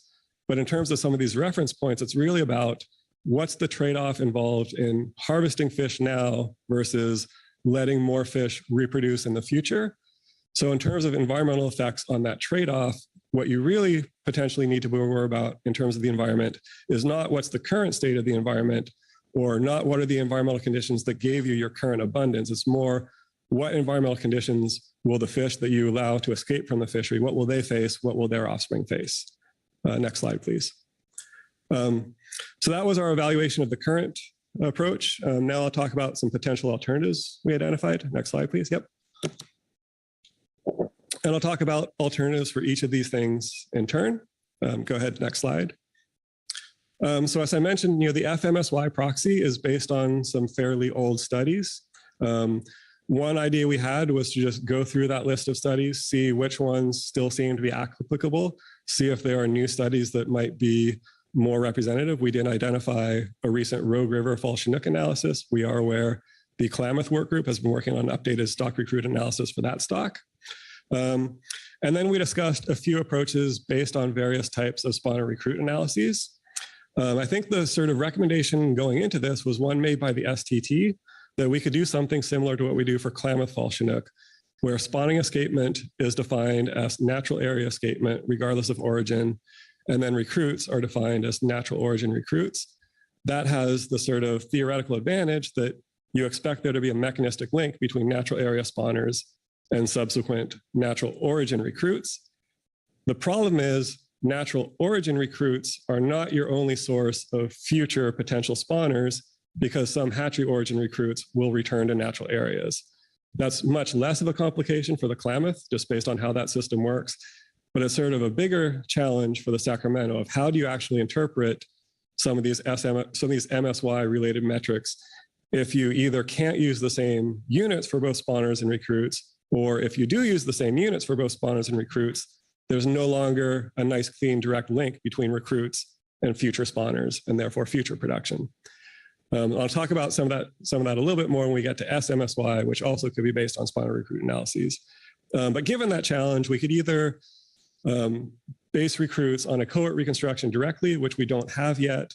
So we discussed the idea of using a sort of surrogate for a cohort reconstruction, which would be using the current Sacramento index, sort of index of abundance, times potentially a proportion of that index we think is basically going to be natural origin based on estimates we do have for what are the proportions of escapement that is of natural origin. Okay, a lot there. We also discussed the idea of should we have tributary specific FMSY values. Certainly there's good reason to believe productivity may vary between tributaries, but there may not really be the data available to do those kind of estimates. There also may not really be the tools available to design ocean fisheries such that they affect different tributaries within the Sacramento differently. We also discussed the idea of year-specific FMSY values. Certainly, we would acknowledge that environmental effects would change productivity from year to year, but given that MSY is defined as a long-term average, we didn't think the reference points were the best place to sort of account for those sort of year-specific effects. So next slide, please. And so in terms of SMSY, and again, because the current SMSY is linked to the conservation objective, it's the lower bound of the conservation objective, a lot of these options would apply to the conservation, or all of these options actually would apply for the conservation objective as well. So we discussed the idea of just eliminating the lower bound value, given that it was meant to be interim. We talked about the potential to update the status quo approach based on mean escapements for certain time periods, either using the currently available estimates of what escapements were for the reference period previously identified, or potentially choosing some more representative reference period. But in general, we didn't really think that mean escapements were a very strong reasoning or basis for this sort of approach. We did talk about various ways of deriving SMSY directly from a spawner-recruit relationship. That would sort of face the same kind of challenges I talked about earlier in terms of consistent definitions of spawners and recruits, and then clear mechanistic links between spawners, recruits, and subsequent spawners. And then there are also just data limitations on being able to define recruits at the adult stage. So we talked about various ways we might get at a spawner-recruit relationship using relationships between spawners and then measures of juvenile production, which we have a lot more of over a lot more years. And we talked about if we did it that way, we might have to either use some conversion factor to go from juveniles, so something like fry, to adults, or we might use a proxy based on just directly either maximizing production, which would probably be the easiest thing to implement, but would give up some yield relative to MSY. Or next slide, please. We discussed the idea that we might use one of these spawner production relationships, but rather than identify the escapement that maximizes production, we might be able to find some sort of optimal level of production, where that might be a policy decision, what's optimal. It might be sort of a point of diminishing returns. Or alternatively, we might try to do sort of a information borrowing approach, where we look at other stocks where we can estimate both SMSY and the escapement that maximizes production, see if there's a fairly consistent ratio there, and if there is, borrow that ratio and assume it applies in this case as well. We also discussed the idea of having a proxy value based on a desired level of inland harvest opportunity. So there's a fairly predictable relationship between river run size and the amount of fish harvested in the river fishery. So one option would be identify an amount of river harvest you want to support. That gives you a river run size to target. Subtract the harvest off of that, and that tells you the escapement to target. We talked about proxies based on habitat. We are aware of some work out there on that, but we did not discuss in great detail how that would work. There was some discussion of should the SMSY and or conservation objective be expanded in such a way that it accounts for either San Joaquin fall, another component of the Central Valley Fall Chinook stock complex, and or Sacramento late fall Chinook. This was really motivated by McCollumney river fish making a relatively large contribution to harvest lately. And again, we talked about the idea of year-specific metrics. But again, at least in terms of SMSY, if MSY is defined as a long-term average, it didn't seem to make a lot of sense to have year-specific long-term averages. Next slide, please. In terms of the minimum stock size threshold, the way the FMP is written, right now, the minimum stock size for Sac Fall Chinook is 75% of SMSY. Not entirely clear to us if SMSY is updated. Is MSST automatically updated as well? There is a requirement that MSST be at least 50% of SMSY. So if SMSY were to change by a lot, the current value might be too low. We also discussed a little bit, could we come up with a better multiplier or a better supported multiplier than 75%, but figured that would be a multi-year effort and probably should be done in a way that's coordinated across stocks rather than uniquely for Sac Fall Chinook. Next slide, please. Okay, in terms of the conservation objective, again, all of the approaches we identified for SMSY could potentially apply for the conservation objective as well. Again, for the conservation objective, the reasoning for the lower bound may no longer apply. So it could be that the lower bound be eliminated. Again, part of that is the sort of interim nature based on Red Bluff Diversion Dam. There was also sort of a prediction in PFMC 1984 associated with the lower bound that escapements to the upper Sacramento would stabilize around 50,000, and that turns out not to have been the case. Next slide, please. Okay, in terms of the harvest control rule, One option would be, if we did update any of the reference points, that would automatically change the output of the control rule, but not change its basic shape. As I mentioned, we thought there might be some merit to considering year-specific escapement targets and/or an escapement target other than SMSY as the default. We talked about some alternative forms. One would be eliminating or simplifying the de minimis zone of the control rule. We also discussed something like a matrix approach, similar to what's used for some Oregon coho stocks, which might be informed by the risk table approach being developed by the ecosystem work group. And we talked about the potential inclusion of uncertainty buffers that would account for typical levels of either abundance forecast error and/or error in the model we use to plan fisheries with the expectation that they will achieve a particular exploitation rate. Next slide, please. So then I'll move to, we are also asked to look at the abundance metrics and our methods for forecasting and for predicting, well, for estimating what harvest rates were and for predicting what harvest rates will be. Next slide, please. So I'll talk about what we currently use to estimate abundance and harvest. That's the Sacramento Index, or SI. And then I'll talk about some potential approaches to the preseason abundance forecast, or the SI forecast, and talk some about our evaluation of the harvest planning model, or Sacramento harvest model. Next slide, please. So the Sacramento Index was first used around 2008.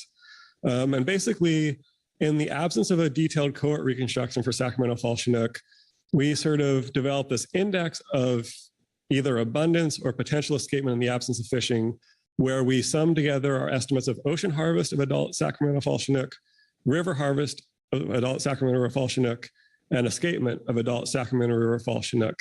And so this does not account for the fact that actually adults consist of multiple age classes, and not every adult that's in the ocean will come back this year if it's not caught. And also just the way the SI estimates what ocean harvest is does not account for certain things. It has to make a lot of assumptions about what the stock composition of unmarked fish are, and it does not account for most sources of non-landed fishing mortality. Next slide, please. In terms of the model used to forecast abundance, or the SI forecast, the current model we noted had a tendency to over forecast abundance when true abundance was low. And this is sort of when, therefore, the forecast error has the most impact in terms of the exploitation rate specified by the harvest control rule. So sort of forecast errors tend to be more consequential when abundance is low. We noted that it over forecasted the postseason estimate of the SI in 7 out of the last 10 years. That was as of our meeting in January. It's now 8 of the last 11. And one particular concern that people noted was, so the current forecast is basically it uses jack escapement the previous year to predict adult abundance in the ocean this year. We noted that if maturation rates or jacking rates are changing over time, that would affect the performance of the forecast.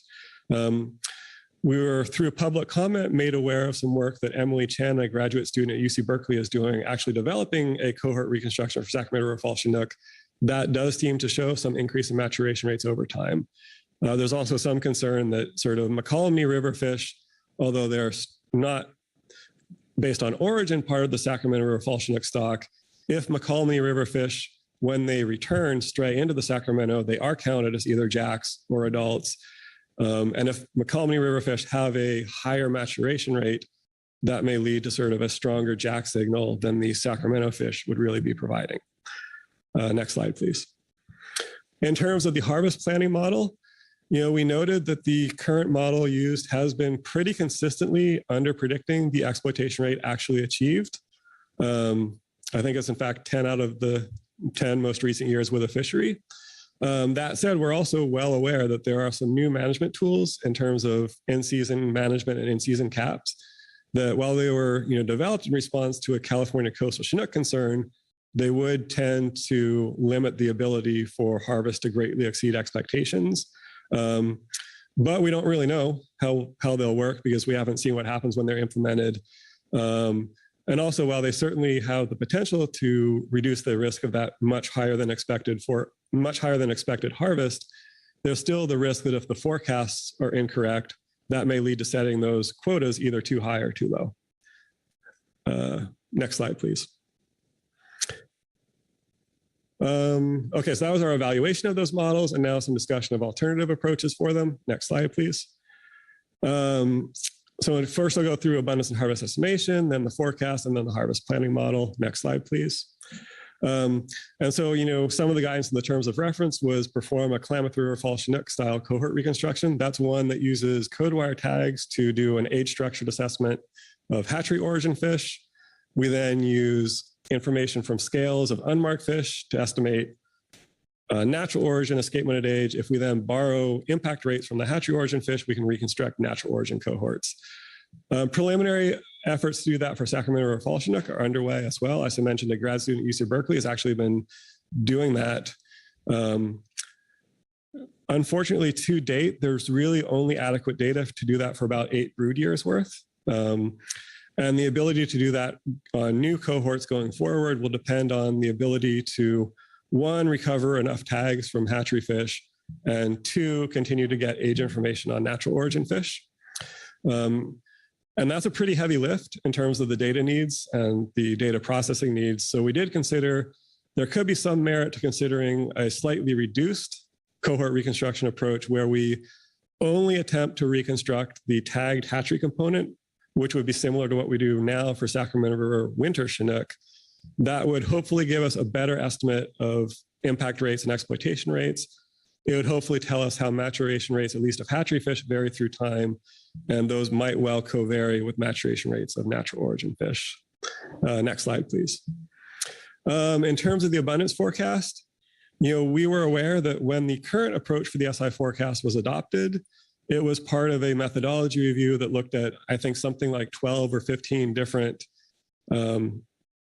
various approaches of still predicting the SI. And we might revisit the comparison among those different models. It might be that with more recent data to test, a different model might seem to perform the best. We also talked about, if we did change to a cohort reconstruction rather than the SI, we might want to then move to an age-structured forecast model. That said, we could do a cohort reconstruction and then still collapse all the adults into a single adult class and still use something like the Sacramento index on the forecasting side. We talked about the idea of incorporating uncertainty buffers into our forecasts, but thought really the control rule was the more appropriate place to do that. Again, if a quota is going to depend on a forecast, you want the forecast to be the best estimate. You don't want it to be buffered. And we talked about the potential of moving to more of an environmental-based forecast, maybe one based on some of these environmental indicators that have been already identified and worked by the Habitat Committee and the CCIEA. Next slide, please. In terms of the harvest planning model, the work group definitely was aware of the concern about the recent performance of the harvest planning model, but also did not think the work group was really the right group to take that on. Partly that was just a matter of what the expertise of the work group members is.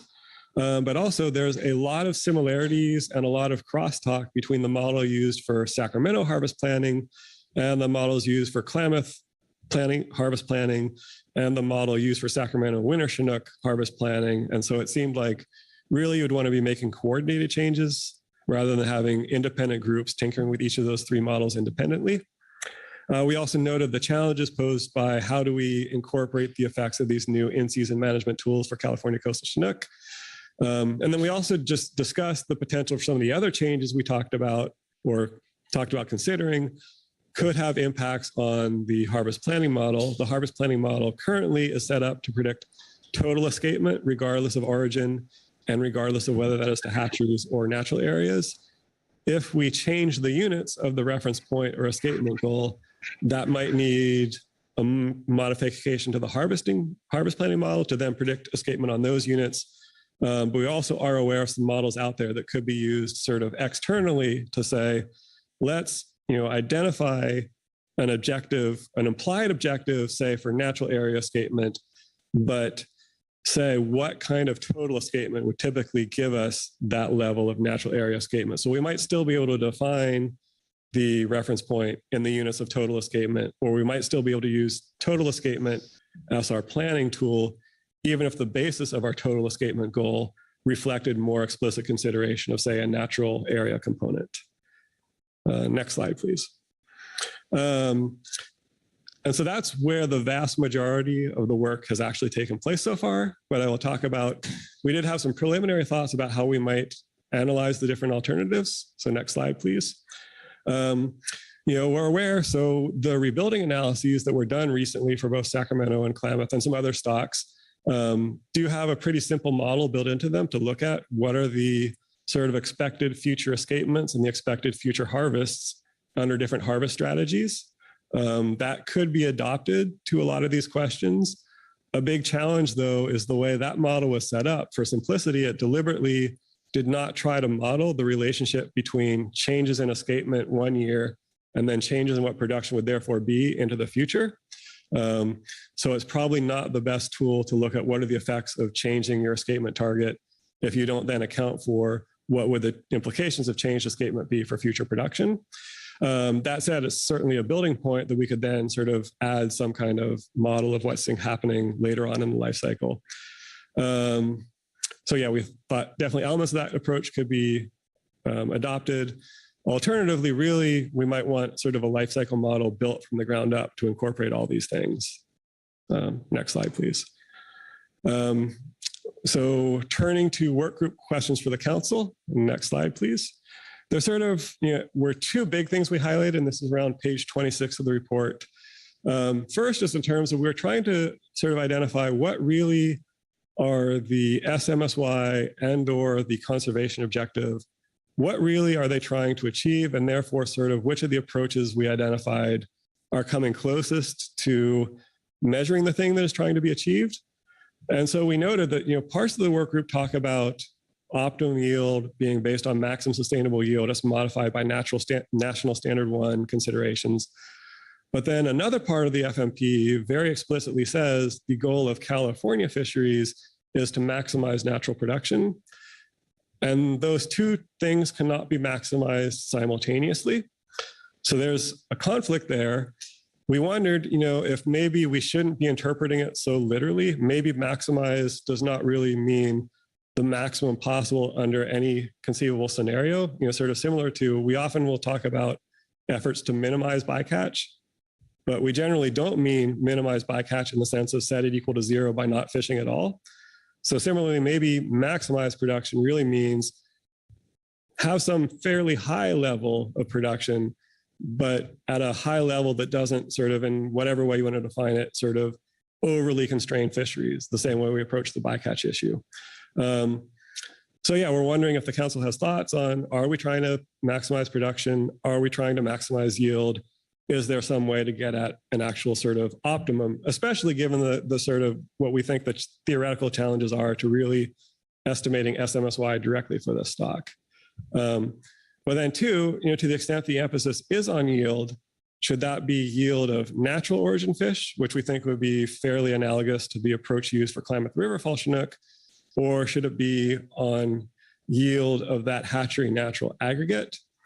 Conversely, if the emphasis is on natural production, do the sort of escapement objectives, reference points, conservation objectives, do any of those need to be given consideration to how do we make sure there's a sufficient escapement to the hatcheries to meet the hatchery goals, both in terms of bare minimum egg production, but also various sort of genetic management plan type considerations where hatcheries need a certain number of fish to sort of select their brood stock in the way they should be. Next slide, please. We talked a little bit about what the work group either needed or could use to be able to provide better outputs than what we can do currently. Next slide, please. Whoops. Well, so, as I mentioned, we have a lot of data on spawner juvenile production relationships. We don't have so much on spawner adult recruitment relationships. Life cycle models might be one way of filling in that gap.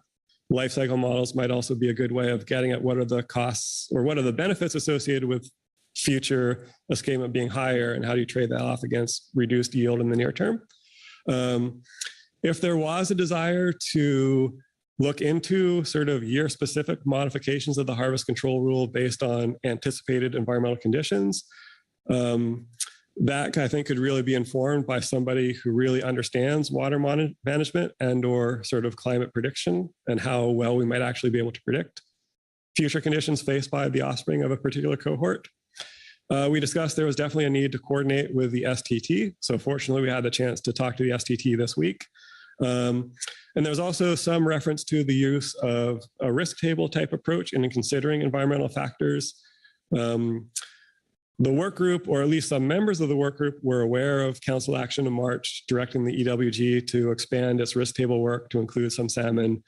But most members of the Sacramento work group were not familiar with that approach. And so there was a request made that maybe our work group, the Sacramento work group, could benefit from some sort of presentation from the ecosystem work group on that approach. Next slide, please. And I think / hope that's it, except for the concluding slide. Is that right? Robin, do you remember? Yeah. I'm pretty sure our last slide is just sort of reiterating, okay, so now we've given you our work group report. Yes, we've posed our questions to you, and now we would love some guidance. So with that, thanks. I'm happy to take any questions. Thank you. Are there any questions for Dr. Satterthwaite on that presentation? A lot of information there.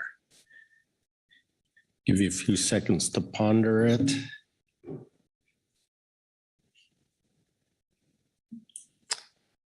Mark Gorelnik. Thank you, Vice Chair Hassemer. Dr. Satterthwaite, the mention here that some of these metrics, some of these standards were developed in view of the Red Bluff diversion dam that's not there anymore. My own observation is that the productivity of the river has changed dramatically in the last 20 or so years. Did the work group look at that and consider that that may also have an effect on setting these metrics? Yeah, thanks for the question. And so certainly, the work group had some degree of challenge in terms of how do we recreate the thinking behind the current objective? So we had to go by what is written down in that document. Certainly, there are other things that affect the Upper Sacramento beyond Red Bluff Diversion Dam. And we don't know to what extent other factors were also part of the thinking back in 1984. It's just not written down. That said, certainly we did discuss the potential that productivity is changing over time. And that's part of the consideration of environmental factors. That's part of the consideration of how often should these objectives be updated. And then that also sort of sets up, another trade-off we're kind of wrestling with is we've talked about how some of these different spawner-recruit relationships, or some of these different methodological approaches differ in terms of how many years of data would be available, but also how current the data are that would be available. And so there's sort of a trade-off where your statistical confidence tends to be greater the larger your sample size. But yes, potentially older data may be less informative. And so there is a trade-off there. So hopefully that answers your question. Thank you. Are there any other questions on the work group report? Corey Ridings. Thanks, Mr. Vice Chair. Thanks, Dr. Satterthwaite, for this. Just want to start by saying there's a lot in here. And so the work group clearly did some pretty amazing work. So thank you for that. And thanks to the work group. I'm looking at slide number 32, the working group key questions. And this was highlighted in the report. Obviously, you highlighted here. So I'm just wondering if you could provide a little bit more context for what seems like this important question in terms of reconciling maximizing yield versus production. And so could you provide a little bit more on that to help me better understand what the trade-offs between those two mean and sort of what that means in the context of the FMP? Right. Well, I mean, in terms of the context of the FMP, there's just, from the work group perspective, there's just the issue that the work group, or that the FMP tells us to do two different things, but actually there is if you go forward in the slides, and I'm trying to pull it up to give you the exact slide number, but towards the end, there are some sort of extra slides that we prepared anticipating these sorts of questions. So go forward one. Yeah, okay.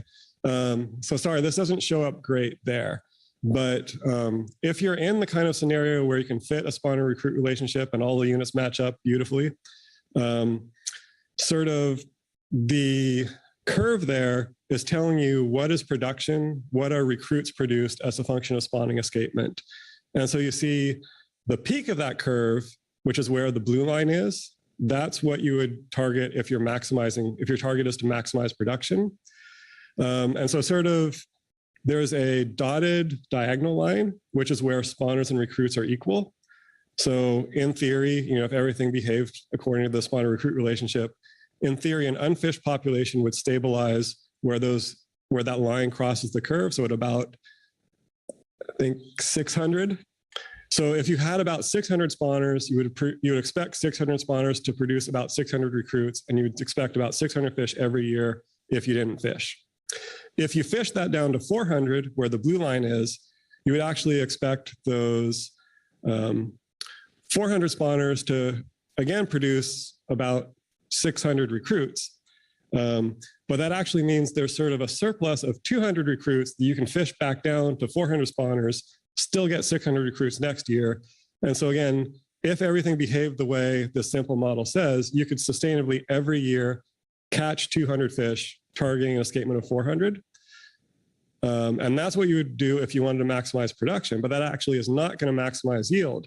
So if you look at, if you reduce escapement down, if you fish things down to about 200 fish, those 200 spawners are predicted to produce about 500 recruits. So that's less production, but at those 500 recruits, if you harvest 300 of them, you'll get 200 spawners back that will make 500 recruits. So again, you can fish 300 out of those 500, get 200 back again. So you would be getting less production. There would be fewer fish in the river, but you would be able to harvest more on a sustainable level. The particular numbers here are completely arbitrary and made up for illustrative purposes. And in fact, I kind of deliberately chose numbers where the red and blue lines would be visibly, nicely, clearly distinct and far apart. For several of the spawner recruit relationships I've looked at for real salmon populations, they tend to be somewhat close together, like 200 being nearly half 400. Usually the ratio is not that different. It's more like 70-ish%, although do not at all hold me to 70-ish%. That's just back of the envelope, pulling a number out of the hat. But the general idea is if you're targeting maximizing production, you will target a higher escapement than if you are targeting maximum yield.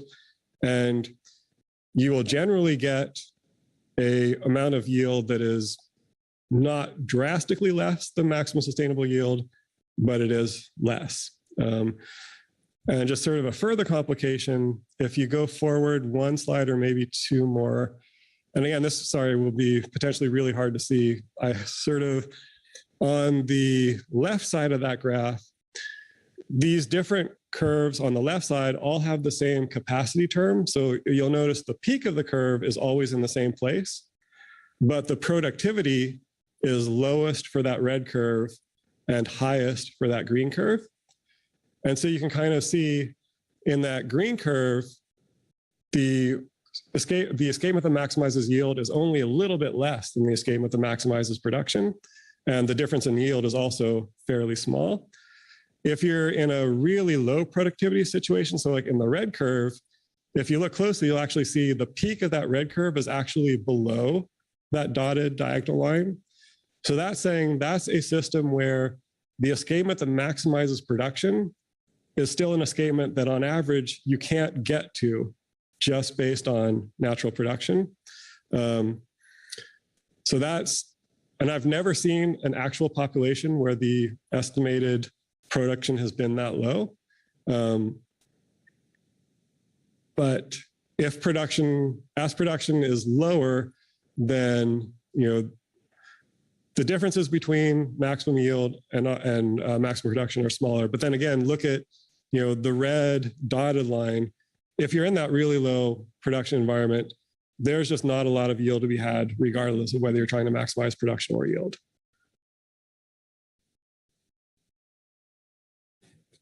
Or at least not a lot of sustainable yield to be had.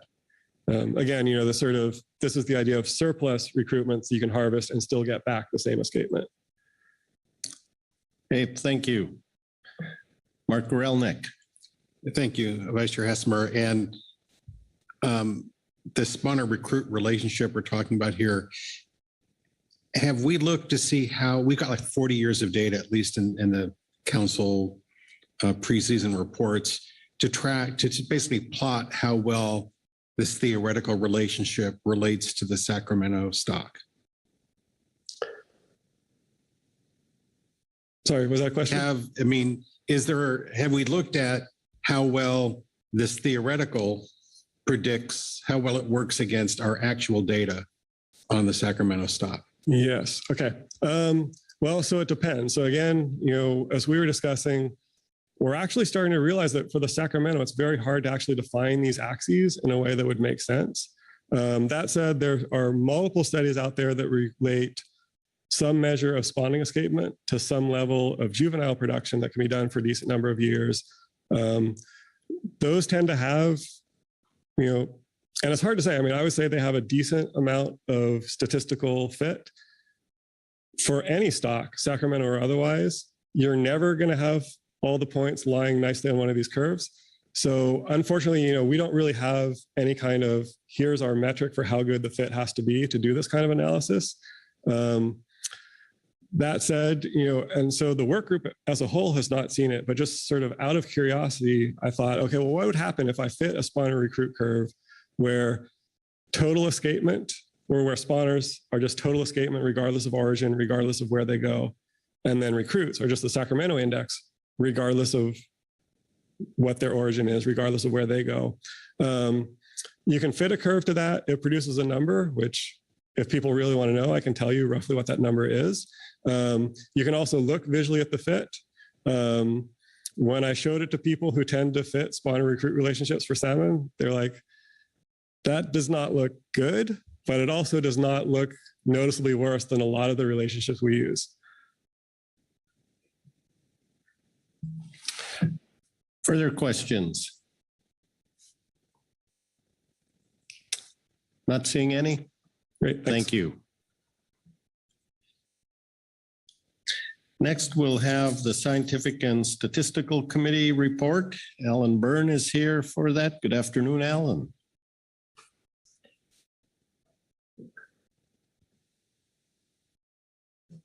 Good afternoon, council members. As Pete mentioned, I'm Alan Byrne with Idaho Fish and Game on the Statistical Subcommittee report. I'll be reading it. Just give me a second to get rearranged here. All right. Will Satterwhite of the National Marine Fishery Service, Southwest Fishery Science Center. He's also a member of the SSC, and he was the Sacramento River Fall Chinook Work Group Chair. Gave a presentation to the SSC that outlined the work group progress to date. The work group report, agenda item E1A, SRWG report, evaluates the reference points and management measures currently in place, including SMSY, FMSY, minimum size stock threshold, the FABC, the harvest control rule, and the conservation objective, which I'll refer to as the CO further in the statement.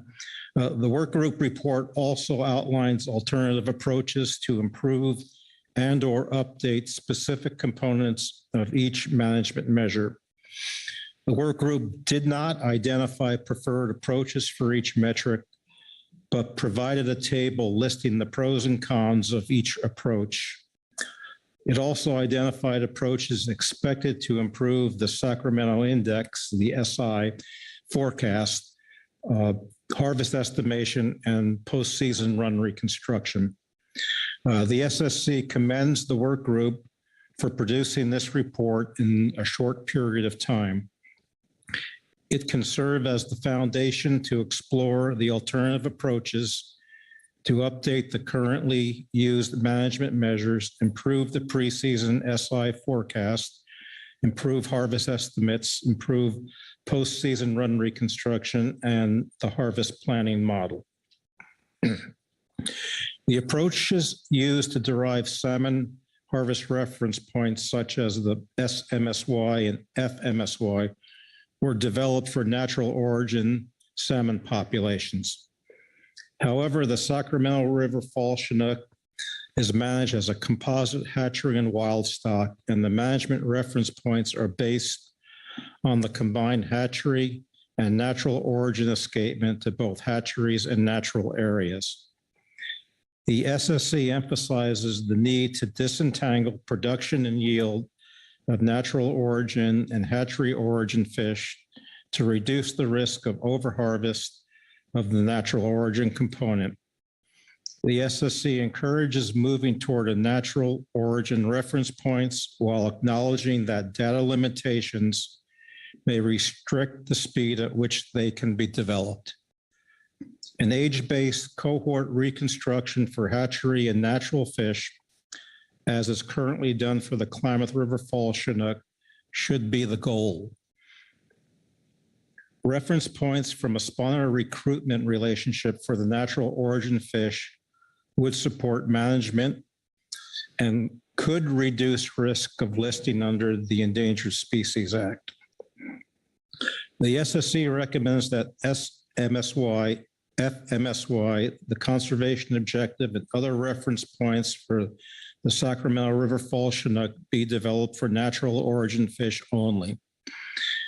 However, in the interim, some updates can be completed in a short period of time.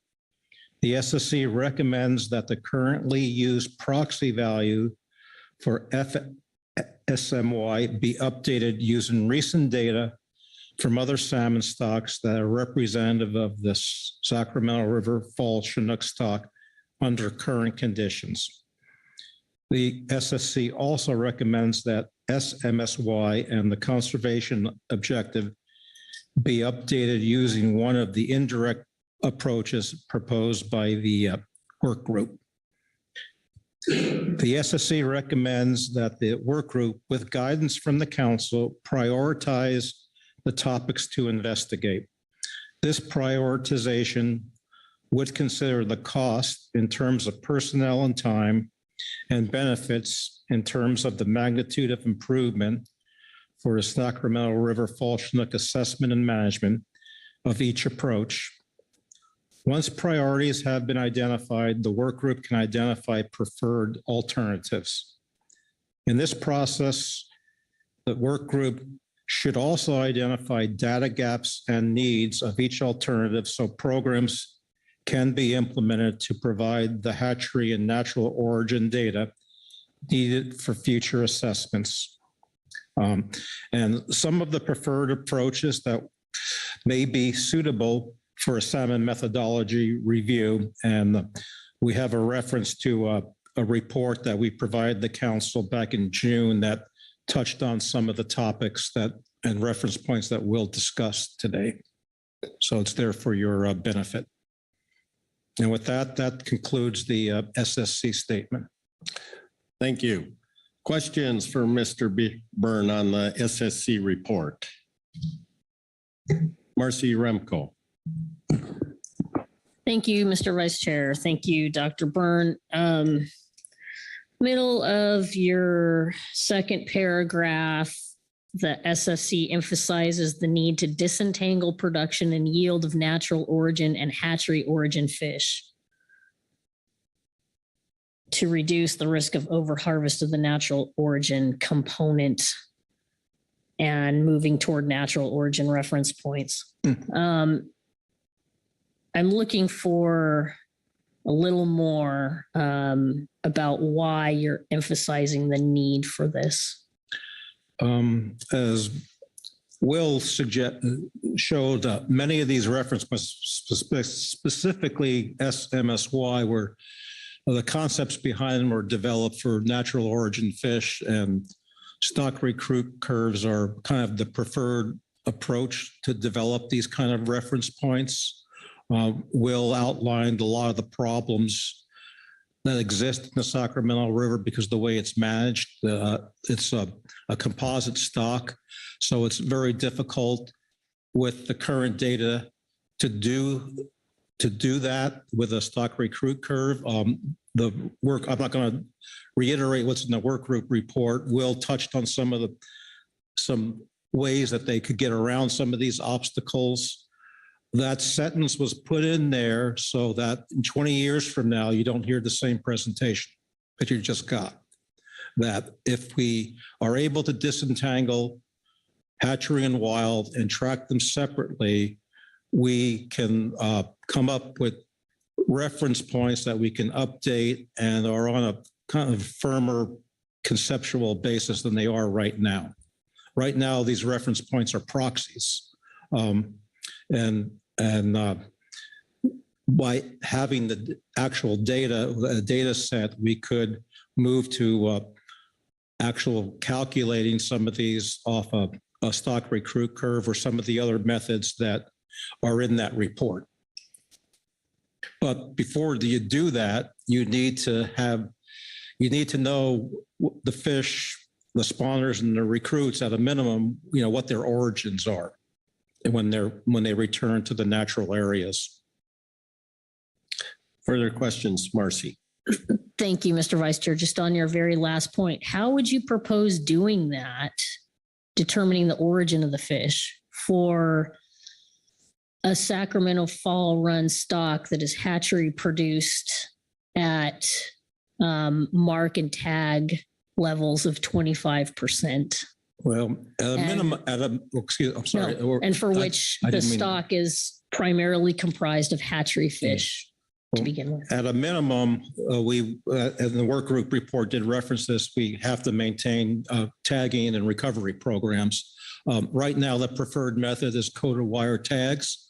There could be consideration of, continuing that, but there could be consideration of, instead of using coated wire tags, use parental-based tagging. That would involve genotyping the broodstock. When you do that, you basically have close to 100% mark rate. So if you sample fish anywhere in the wild or the hatchery, you could run those tissue samples and identify the parents. If they're hatchery origin, you'll know what hatchery they respond at, when they respond. And it's possible, if you want to invest the time and energy, to track different release groups from different parents and evaluate release groups. Again, a lot of these recommendations are going to require cooperation and buy-in from the affected management agencies. Go ahead, Marcy. Thank you, Mr. Vice Chair. Thank you for that last remark there. Certainly, a system as large as the Central Valley, there are some very real practical considerations that would be necessary before moving toward this different strategy on escapement goals. Did the SSC discuss the practical realities, and would this pursuit actually improve the science? I think is one question that really is resonating. I think the intent of this statement, I think, was this. Ideally, if you want to do it kind of maybe, I think what the preferred way, using natural origin fish, you would have to implement some changes in how things are done right now. That's a given. But in the interim, we can revisit all these values that are being used and update them, kind of following the same way they were developed, but maybe go through the data and start seeing if some of the stocks that were selected are relevant today because of some of the comments that were made about changing climate and changing habitat conditions. There's also some new work that wasn't available back then from stocks that are maybe more similar to the Sacramento fall Chinook than were currently used to develop these proxies, such as the Klamath River and the Rogue River. So the sentence there towards the in the statement was that it's kind of a two-prong approach. If you long-term, you want to investigate doing it this way, but in the interim, we can still do something, and we can at least try to revisit these values and update them if necessary. You don't know if the values are still valid if you never look at them. Some of these values are based on data from the 50s.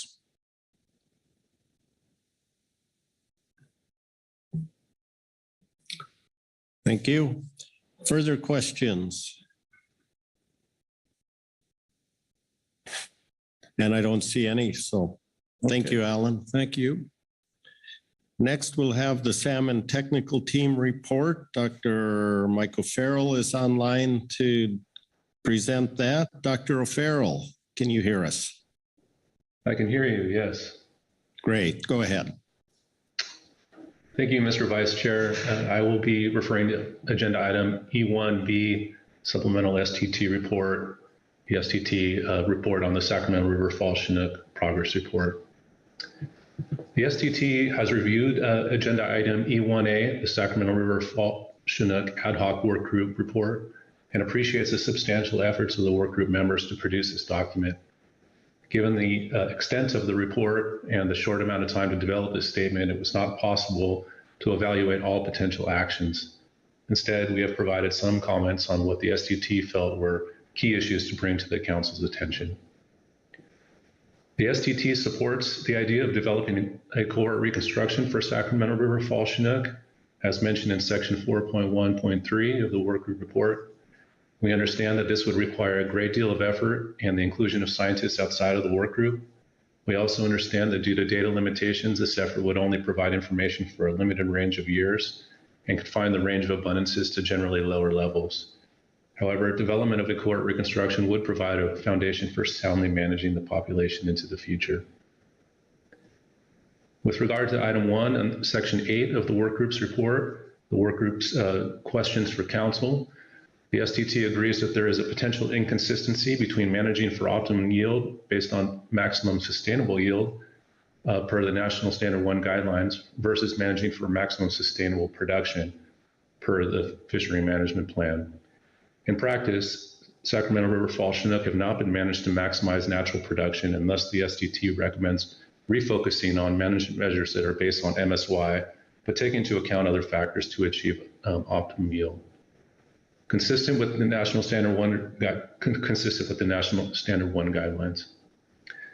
The STT recommends that the FMP language identified in section 3.1 of the work group report that refers to management of California fisheries to maximize natural production be reevaluated to better align with current management practices.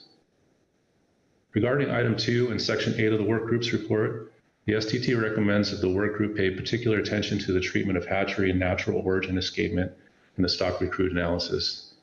The work group noted in section 3.2 that Sacramento River Falls Chinook conservation objective and reference points based on combined hatchery and natural area escapement are not consistent with maximizing natural production or for deriving a maximum sustainable yield escapement level, SMSY, from a stock recruit relationship. Given the level of hatchery contribution to natural spawning areas and hatcheries, the STT agrees that giving thought to the right metrics will be necessary when choosing how hatchery fish will be treated in developing a new Sacramento River Falls Chinook conservation objective. Additionally, if there are changes to the form of the conservation objective, for example, based on natural area or natural origin spawners, there would be implications to fisheries, current models, and potentially hatchery practices. The STT recommends caution if considerations are given to Sacramento Falls Chinook management goals that are in terms of natural origin fish.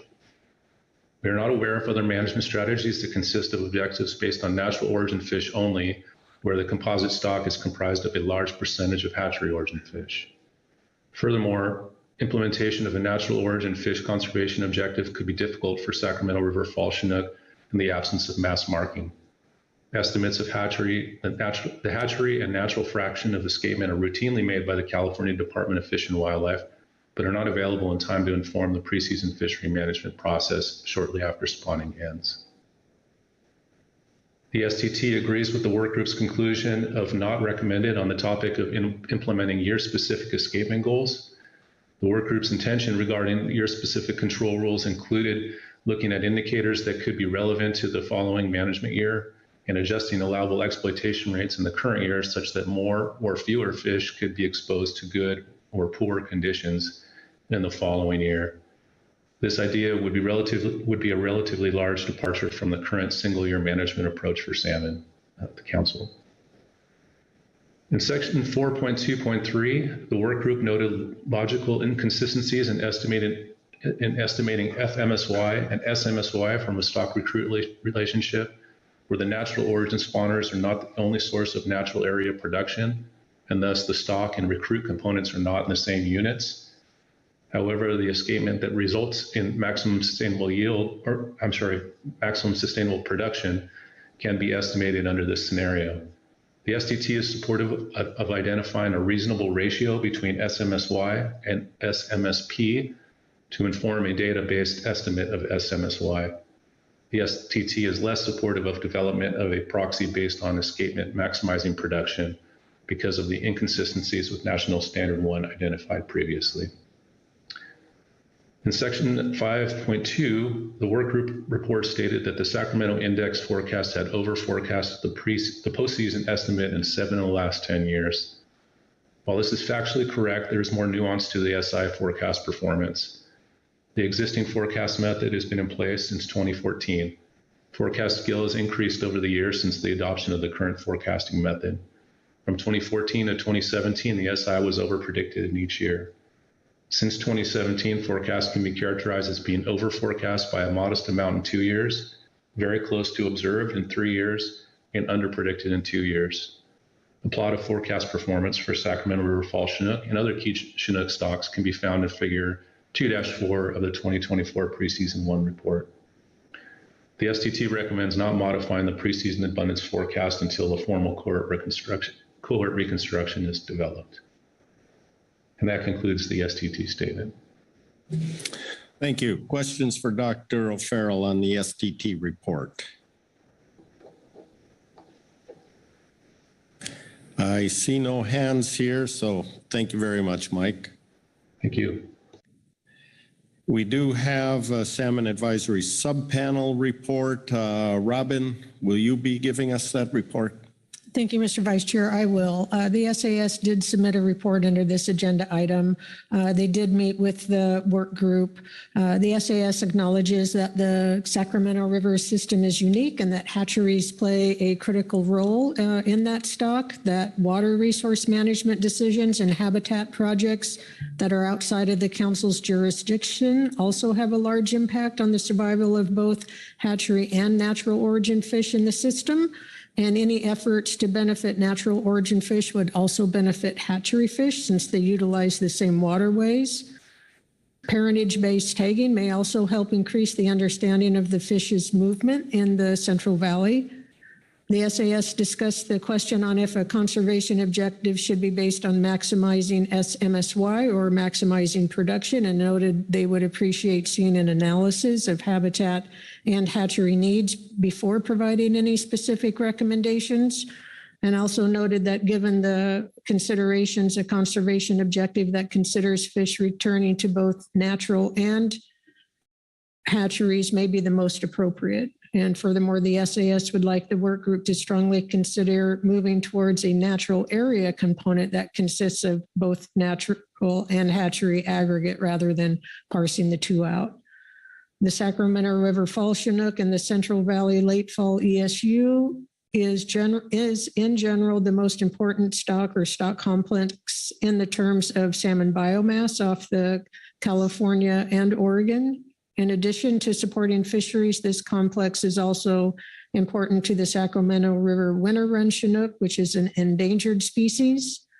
The abundance of the stock complex is largely dependent on hatchery fish via direct hatchery production and through hatchery fish spawning in the natural environment, and thus contributing to the natural area production.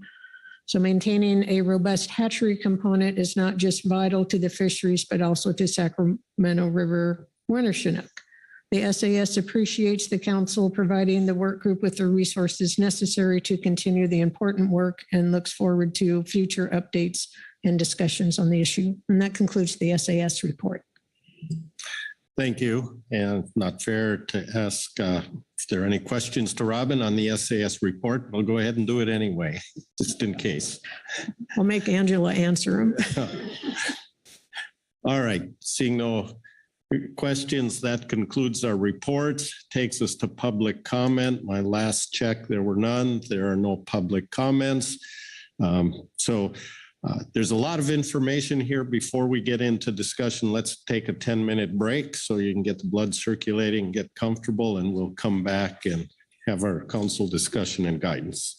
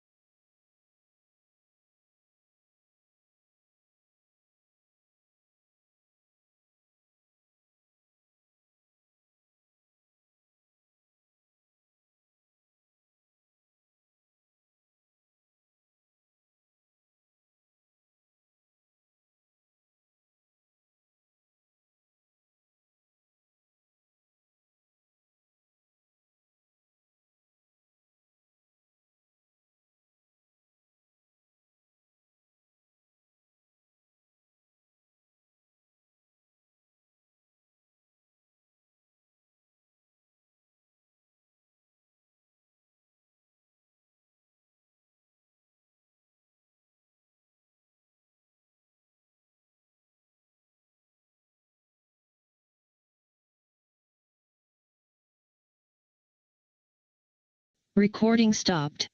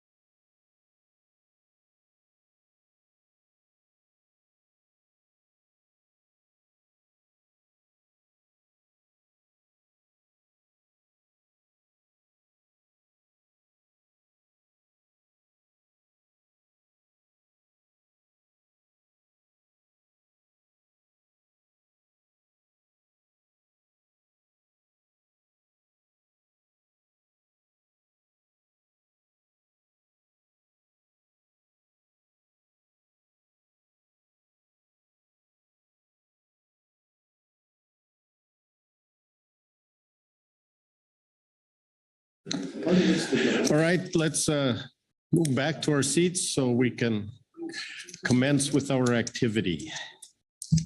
Recording in progress.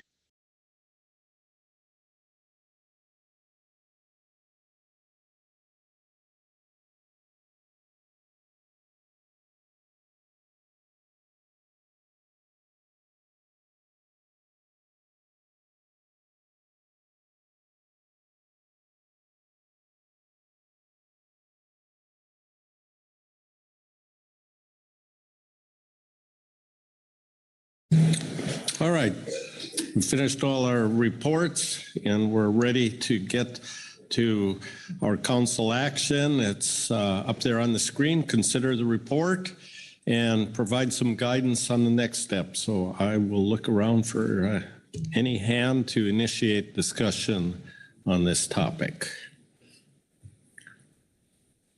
Scanning very hard. Marcy Remco. Okay, I guess I'll kick things off with just some opening thoughts and maybe start by expressing that the work group's report might be a little beyond what I might have expected. As the SITSUM describes really well, last June, the council tasked the work group with providing the council a report in the spring of 24 that would begin our scoping of a revised conservation objective and related harvest control rule and reference point alternatives.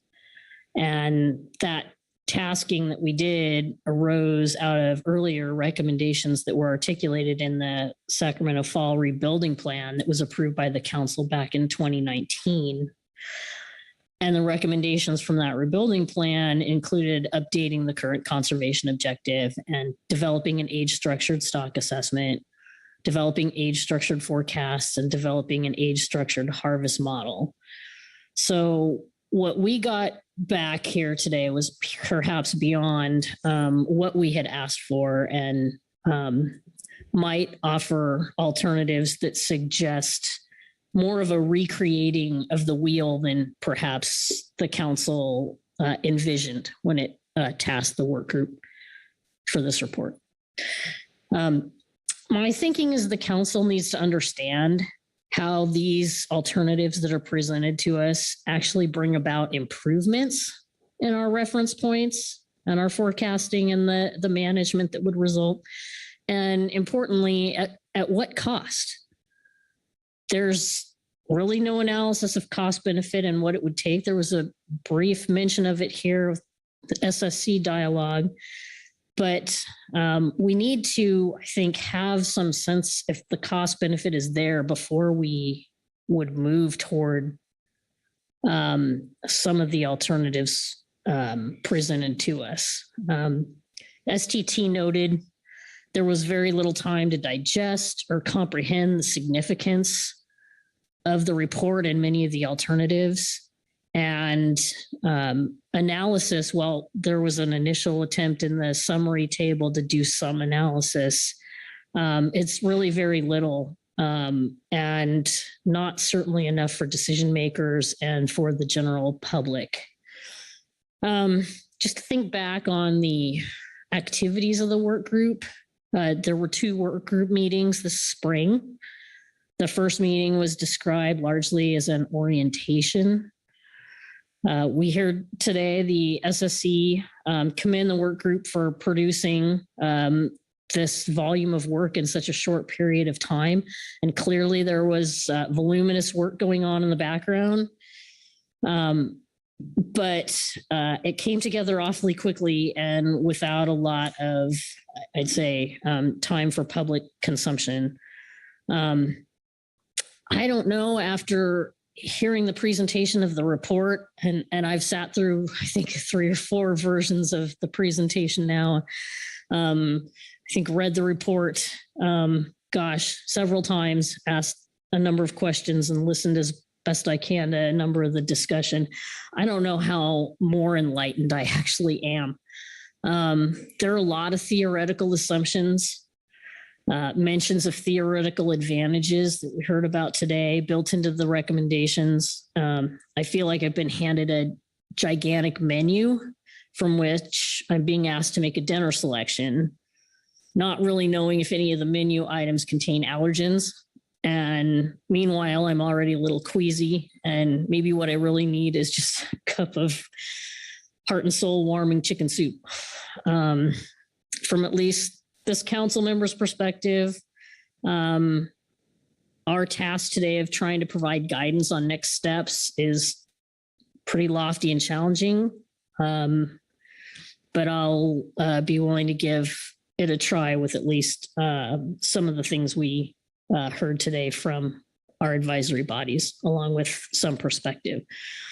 So those are just some opening thoughts. I do have some specific guidance when the time is right, but maybe I'll pause here and see if others want to chime in. All right, thank you, Marcy. Look around and see if anybody else. John North. Thank you, Mr. Vice Chair. Kind of in alignment with Ms. Yaremko, first I want to acknowledge the hard work of the work group in pulling this report together in such a short amount of time. It really looks like a lot of work.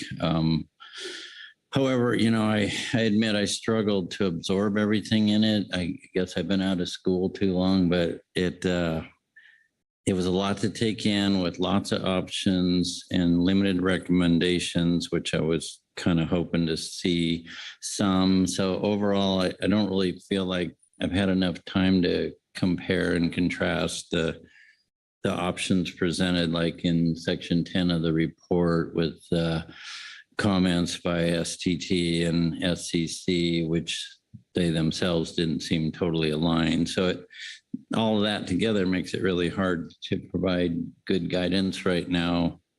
And I guess I'd personally like to whittle down the table and the options more by comparing, where all the groups align. So that's kind of some opening thoughts. I mean, I have a few more on specifics, but it would be nice to know, like, as we move forward, like, can the work group make any progress with some limited guidance by the council, or do they need specific answers to the questions they had? But that's all I have. Thank you, John. Further general thoughts, Mark Gorelnik. Thank you. I also want to thank the work group, and I think that it is the task before them and us is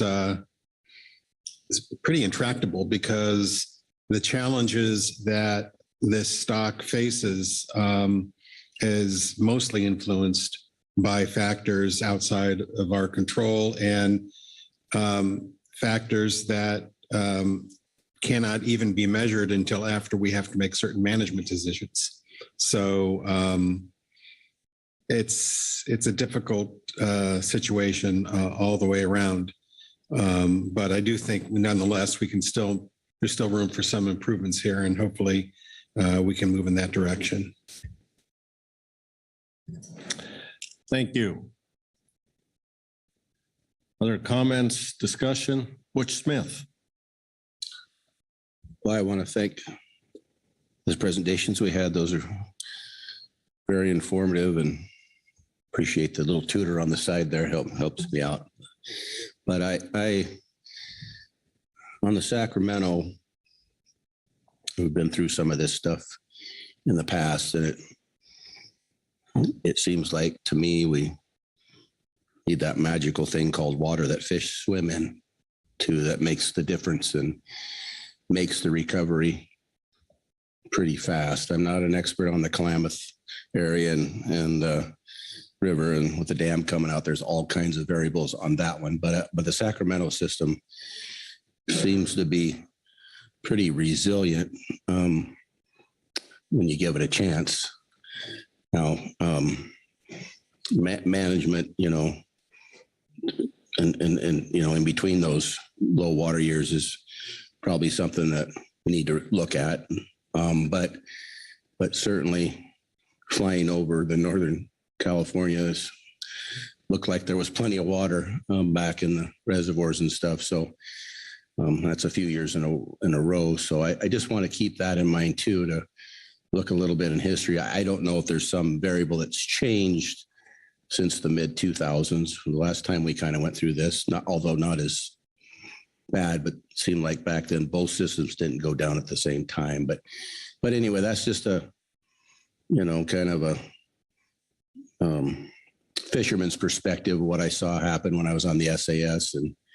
And 1 year they were wondering what happened to them, and 2 years later they had 1.6 million coming back. So I just want to kind of, the reality is fish swim in water, and it's hard for them to spawn on bare rocks. And so I have learned that. But anyway, I just a perspective. Thank you. Thank you, Mr. Chairman. Thank you. Corey Ridings. Thanks, Vice Chair. Just a couple reflections here as I'm thinking about this. And also I have to be honest about my inability to fully understand all of this, as I think Butch referenced. So in similar waters there, but just a few things I've taken away. The importance of the age-based cohort reconstruction for both natural and hatchery fish, noting that the SSC and STT noted that, also noting that seems like it's a longer term need. So it would be great to learn a little bit more about what a path to get there would look like, given the real constraints that we heard Marcy reference about what that looks like and how we get there. My understanding is that's critical for doing the best management that we can in the long term. So focusing on that as a long-term goal. Also taking away this issue that is really a policy decision about what's in the FMP in terms of maximizing yield versus production. I'm hearing that that's an important thing to potentially explore further. I don't know whether it's just my own ignorance or whether we need a little more depth here to fully make a decision as a council, but it seems like that's an important path for us to explore, maybe not today, but later. And then I also honed in on something that maybe feels like actual next steps we can take, which were the short-term recommendations in the SSC report, and thinking about how we can better do our FMSY and SMSY and our conservation objectives, just using the science that we have available now and the work that the work group did to think about in the near term, how we can approach improving our management. So I'll stop there, just a couple of reflections. Thank you, Corey. Other thoughts, discussion? Ryan Wolf. Thank you. You, Ms. Fisher. Just some thoughts from us. We appreciate everyone. Again, I want to echo all the appreciation for what the working group has done on a very complex task. The background and assessment of the current management measures, as others have noted, was very thorough and very informative. I think similarly to the previous week, I did notice a few common recommendations between the STT and the SSC. There is some support for cohort reconstruction for Sacramento River Fall Chinook, similar to that at Klamath. 2, there's support for natural area or natural origin objectives in place of the current objective. That includes escapement to both natural areas and hatcheries. 3, careful consideration of the metrics used and treatment of hatchery and natural origin escapement in the derivation of the cohort reconstruction. And then lastly, that the current objective is not supportive, which is problematic from an perspective. So given the emphasis, a couple other comments, just given the emphasis on the use of SMSY in both the National Standard 1 and the FMP, we do support, NIMS supports an emphasis on the use of an SMSY-based conservation objective that takes into account the significant contribution and importance of hatchery spawners on the spawning ground. The Sacramento River Fall Chinook, and that system is not the only one where we have large hatchery programs and where we've identified SMSY objectives. At this time, based on data limitations in the work group report and as described in the STT report, NIMS supports a goal based on natural area escapement. However, fall Chinook production in the Sac Basin is essential to support Sacramento River fall Chinook and the salmon fisheries that depend on it. So therefore, it will be important to consider how to account for the needs of the hatchery programs in setting the management framework. Thank you. Thank you, Ryan. Other thoughts? Marcy? Yeah, thank you, Mr. Vice Chair. I did prepare some guidance in writing that I thought might be most helpful on a few of the topics that other council members have brought up here in their opening remarks. Maybe I'll get into a little more detail on them. So I would offer as guidance that the future work should reflect that MSY serves as the basis of salmon fishery management, which would be as modified by NS1 guidelines to achieve optimum yield and not the maximum sustainable production, which was described in agenda item E1A supplemental STT report. Both Corey and Ryan spoke to this. This was the work group's first question that they posed to us, whether we should design management for MSY. This is what's in use today. It's the most factually accurate. We haven't been managing this stock to maximize production.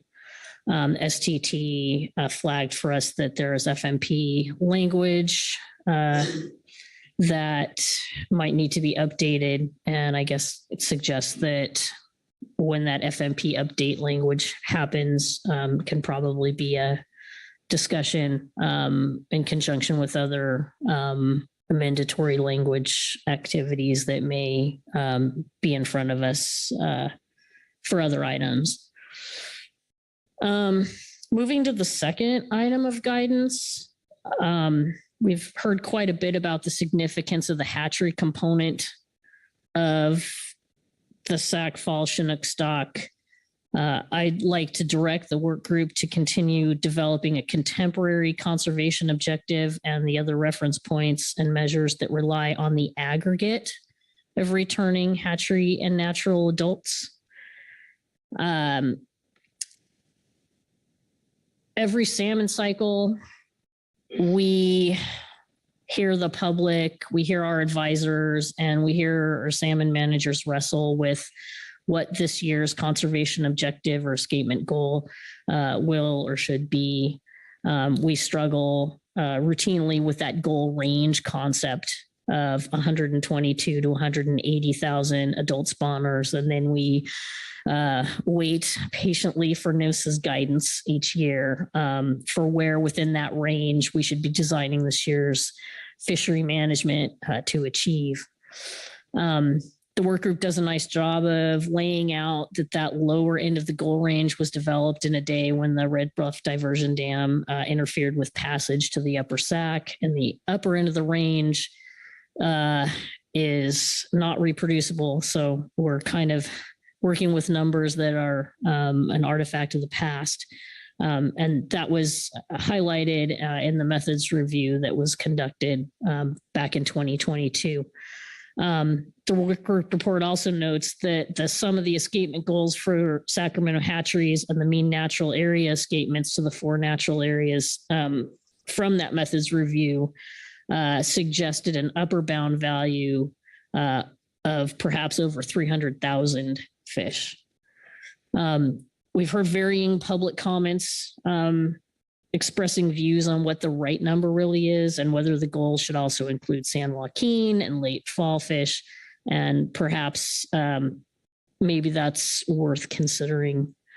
Then the work group turns focus to the discussion of whether we should be developing a conservation objective looking only at natural origin or natural area fish instead of the aggregate that's in use today of hatchery and natural adults. The report goes into a bit of the basis for using the aggregate that was originally articulated in the FMP back in 1984 that indicated that determining the separation of hatchery and natural fish in areas of the basin is artificial.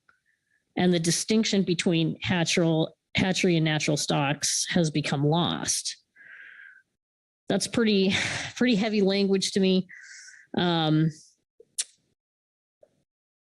Before making the decision to move away from what's been there in that language for 50 years, I think we would want to give very serious thought. So I guess I'm somewhat surprised to hear the SSC come out here and now with a very strong recommendation emphasizing the need to disentangle production and yield of natural origin and hatchery origin fish in order to reduce the risk of overharvest of the natural origin component, and that the work group should move toward developing natural origin reference points. So I have some pretty significant concern with that recommendation, especially not really hearing enough about the why. The reason that I think have been offered suggests that it's because that's how it's done elsewhere, that we don't use aggregate conservation goals, that we look instead to run our basin specific goals or hatchery origin and other goals that are natural. Then the other reason offered by the work group is that it might be perhaps risk averse regarding ESA listing considerations. And I guess that stuck out to me as perhaps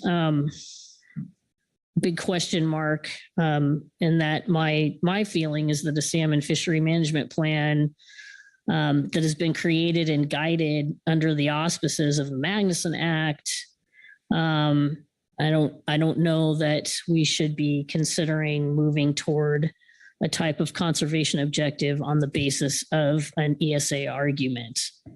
So just kind of subtle suggestions from the SSC that in the Central Valley using the aggregate is wrong, and that we should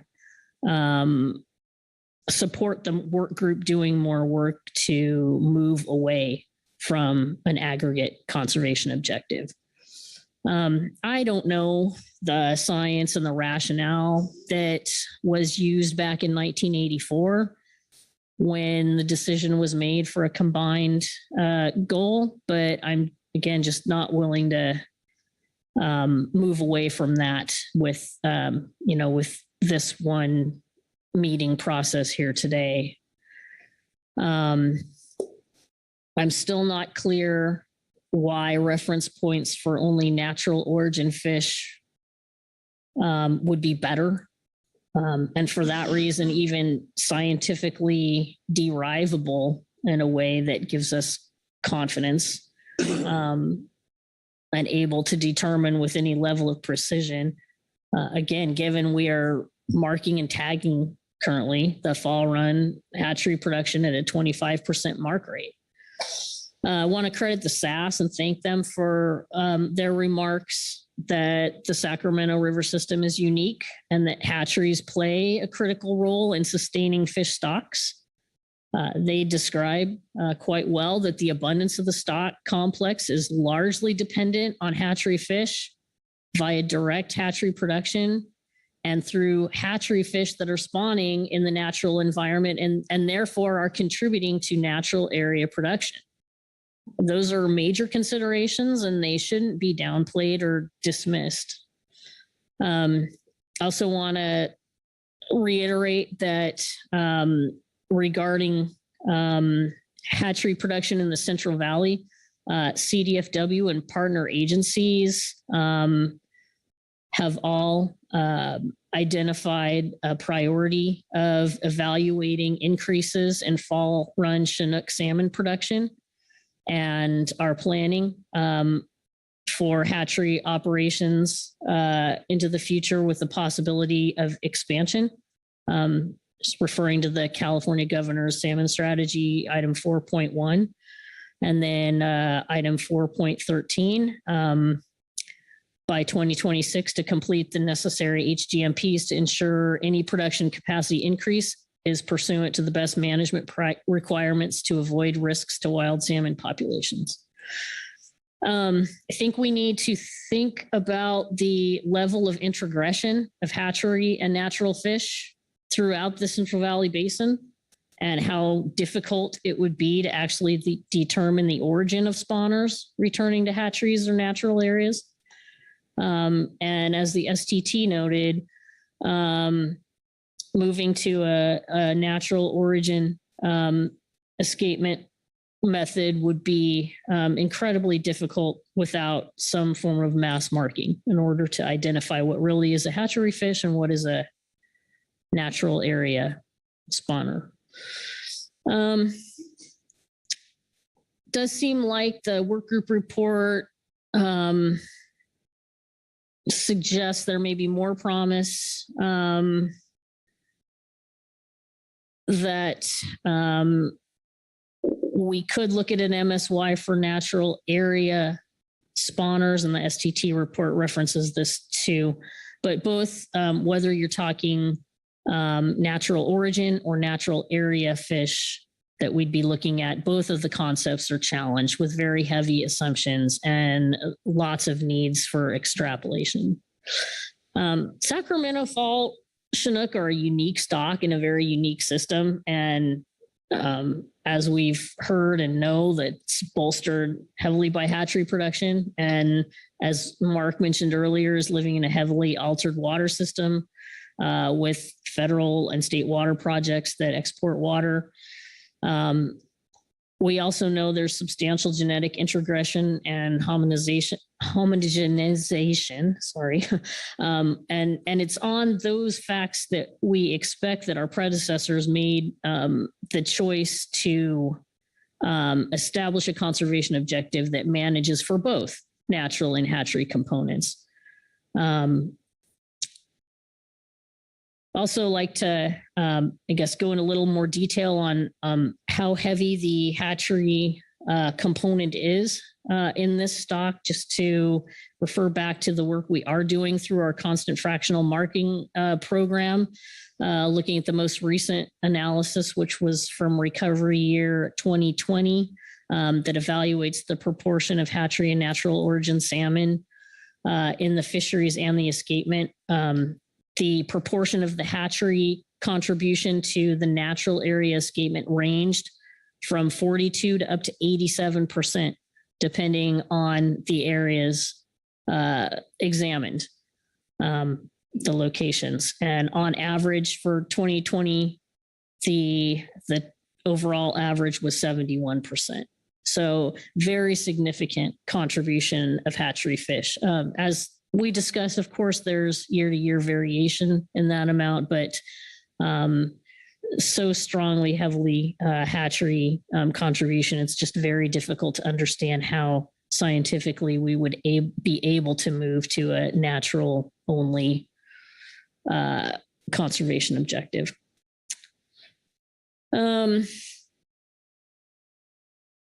Moving toward the discussion of the cohort reconstruction. We heard a bit about the work that is underway. It is encouraging and exciting. We've been waiting for this kind of proof of concept work for some time. But we'd like the work group to be tasked with evaluating that reconstruction to determine if it will provide substantial improvement in accuracy over current forecasting and modeling methodologies. This approach is supported by both the SSC and the STT. Again, it's part of the 2019 rebuilding plan. But I want to flag what the work group noted is that the work that would be required to build the workflow would require significant commitments from numerous agencies to collect and turn over the data and process it on a rapid timeline in order to meet our preseason timeline needs. And even with commitments from all of the outside agencies, which many of those agencies are not under the purview of the council, there's a significant workload that would come with incorporating cohort reconstruction into abundance. So that would be a monumental and Herculean effort. But before we even talk about that, I think we need to know more about what improvements this will buy us. So in the guidance for item 3, we really want to focus on having the work group analyze for us if the cohort reconstruction is expected to provide substantial improvement and accuracy over the current forecasting and modeling methodologies. So I think that's a key point. Again, this proof of concept's been underway for some time. Let's see if it really is worth the commitment of resources that it would require to implement into our management framework. Just want to reiterate that with regard to the objectives here of the work group, to flag that, in fact, the efforts to improve both Sacramento and Klamath conservation objectives, modeling, and abundance forecasting is a priority item in the governor's salmon strategy. It's objective 5.10. So these particular tasks that have been identified as guidance fit well within the recommendations that or the objectives that have been identified by the department and the governor. I think in conclusion, I want to reiterate something that we heard this morning in our delegation, that we need to be careful not to build something that will hurt fisheries when the conditions change and the stocks are abundant and we're meeting our objectives. So I know some other folks have mentioned that we are coming out perhaps of some bleak times with regard to water conditions, but as Butch emphasized for us, maybe we've turned the corner. Thanks. Thank you, Marcy. Any discussion? There's some recommendations for guidance there before us. See if there's agreement. Ryan Wolf. Yeah, I have a question about bullet 2. And I was trying to track everything, Marcy, so my apologies if you clarified this, because I think I understand, but I just want to be sure. When you're referring to the aggregate there of returning hatchery and natural redarts, are you referring to the aggregate to the natural spawning areas, meaning it would not include returns to the hatchery programs, or is it the alternative? Thank you, Mr. Vice Chair and Mr. Wolf for the question. Returning to the hatcheries as well as natural areas. So the aggregate, and I'm sorry for my terminology there, perhaps being unclear.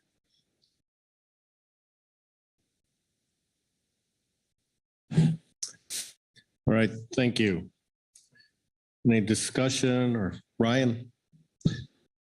Yeah, thanks. And I think that's where, while I understand the rationale is given, I think that's where NIMS has some challenges. I think it is tough for us to support that aspect being basically status quo in its current form, because I think both The STT and the SSC stated the derivation of a SMSY objective is not compatible with including escapement to both the hatchery and the natural spawning grounds. And since it's kind of central to National Standard 1, it'd be tough to us to kind of continue to support what seems to be a direction to look at status quo. However, I do agree that there needs to be consideration of how to consider hatchery broodstock needs, and that we think could be accommodated under the concept of optimum yield. So I think an SY objective for natural spawning area spawning objective, but then having the work group consider how hatchery program needs could be considered. I think that's something that we that's more along the lines of what I was thinking with my comments earlier, as opposed to what's written here in bullet 2. So maybe I'll stop there. I'm a little unclear what would be the next step here if we're trying to amend guidance, but that would be differing guidance from NIMS perspective.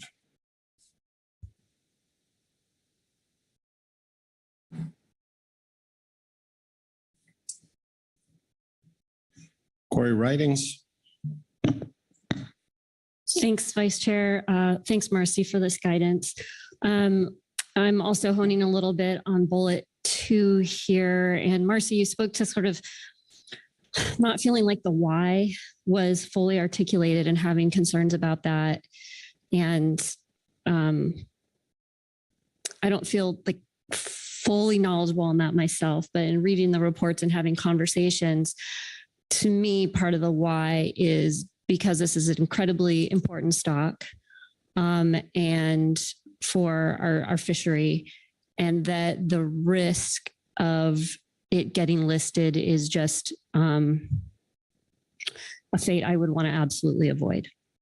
And so if understanding the stock in the way that is suggested by the SSC and pulled out of the work group report is a way that we can keep closer tabs on our fishery and on how that component of the larger hatchery plus natural is doing, and is how it is done from what I understand across most of the rest of the coast for our salmon stocks, would allow us to have more certainty and less risk of falling into a place where we're risking listing and risking our fishery.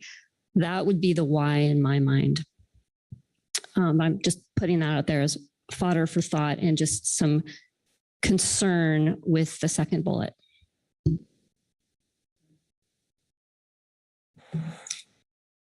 Thank you.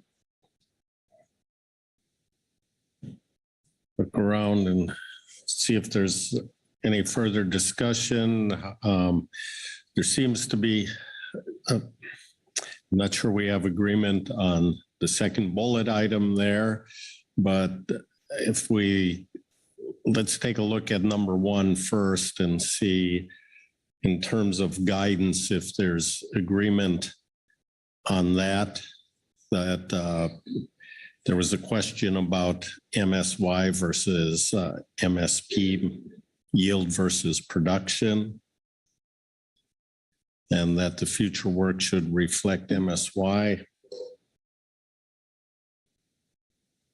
Any thoughts, disagreement on that? I guess I'm not hearing any disagreement that guidance doesn't hold. And the third one there is evaluating that draft cohort reconstruction, which is being done by a graduate student at this time. So there will be a product at some time, and asking the work group to evaluate that. There's any disagreement with that we take that approach in the review. Maybe my question is the work group the right group to evaluate that in the context of improvements in accuracy over forecasting and modeling, or is that something more in the STT wheelhouse? It's not a methodology review, but so we get the right information on that, but I'll look around and see if anyone has any thoughts. And I'm not seeing any here. Oh, maybe at this point, I'm going to task Robin to see what you've heard and what guidance we can provide to the work group.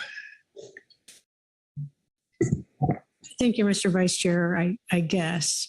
I think you're correct. It sounds like, at least for item 1,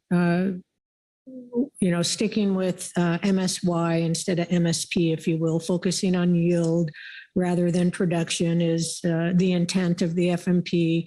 And so that does make sense. And I think that the council is in line with that guidance and would be helpful for the work group to have that information as they move forward over the summer. And same story for item 3. Pursuing the cohort reconstructions and getting an understanding of, how,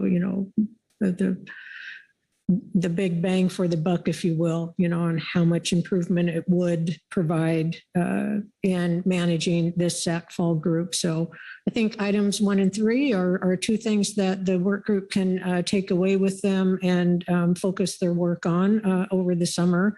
Whether or not the conservation objective stays as it is with status quo by including that hatchery return component as well as the natural area returns that do include both hatchery and natural fish. Right now, that is the topic under consideration. The council could certainly discuss this more at this time, could have the choice of not closing this agenda item at this point and pick it up later to further give thought to this item 2, or could just stop here with items 1 and 3 and ask the work group to come back in November as they're scheduled, or maybe even in September, where more thought could be put into this item 2 and let the work group go on with some of the other tasks in the meantime. Marcy. Thank you, Mr. Vice Chair. Maybe just to offer some additional clarity on my intent with what's on the screen. We have some differing perspectives expressed by the SAS and by the SSC. The SAS emphasizes the value of hatchery returns, both to hatcheries and to natural areas, and indicates the importance of a conservation objective that considers those fish returning both to the natural areas and the fish to the hatcheries. Meanwhile, the SSC has recommended that we move to reference points relying on natural origin fish only. I think I've articulated the reasons why I see concerns with the SSC's recommendations. But I'd also, I think, like to add that excuse me, hang on 1 second. I'm struggling with whether a move to natural origin conservation objectives would actually improve management, and what does what does the current literature say about the genetic homogeneity or distinctiveness between natural and hatchery components? We haven't talked about hatchery practices, but what would be the effects of a natural area escapement objective on hatchery management? And how do operations at hatcheries affect estimations of hatchery versus natural escapement estimates? So I think I'm having a difficult time understanding, and maybe when Ryan said status quo, I need to elaborate that in no way would we expect that development of these updated reference points to be status quo. There are a number of factors that would need to be considered in examining available habitat, examining which basins to use. There's mention in the work group report of the history of the removal of the San Joaquin Basin and the McCollum fish from the conservation objective. So when you say status quo, that is absolutely not where I think I would expect to land. There's contemporary information. We've acknowledged that the current reference points cannot even be rooted in today's landscape. So I guess I just want to clarify that in no way am I suggesting status quo. Thank you. Phil Anderson. Yeah, thanks, Mr. Vice Chair. I don't know that my observations will be helpful, but I thought what the STT had to say on this subject was informative. I don't think we're at a point that we should be deciding it's not a one or the other, because I don't think we've thoroughly explored what the other is. And by that, I'm talking about their statement that said that in part says, given the level of hatchery contribution to natural spawning areas and hatcheries, the STT agrees that giving thought to the right metrics will be necessary when choosing how hatchery fish will be treated in developing a new SRFC conservation objective. Then they go on to mention several things that would need further consideration as we make the choice. So I think there's, and I may be wrong, but the way I'm looking at this is that there is more work to do in thinking about how to treat hatchery fish relative to the spawning escapement objective, and developing what they're referenced, or their terminology, the right metrics will be necessary when choosing how hatchery fish will be treated. So I will readily admit, I appreciated the work of the work group and their report, but to say that I totally understand it, I didn't. I need more time to look at it. But it seems to me that there isn't you're either going to include hatchery fish or not. The question is how you're going to treat hatchery fish in the development of a new conservation objective for the stock. So I don't think we're at that point to make that choice.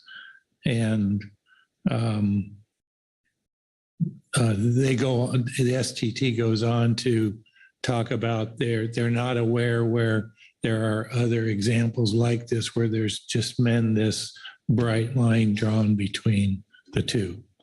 So to me, this is a step forward, but there needs to be more thought and consideration given into how we're going to treat those in the management objective, and what the consequences of how they're treated will be. So that's kind of where I would land on this question. we shouldn't be trying to answer the question. We need to develop some additional information and alternatives on how hatchery fish are going to be treated.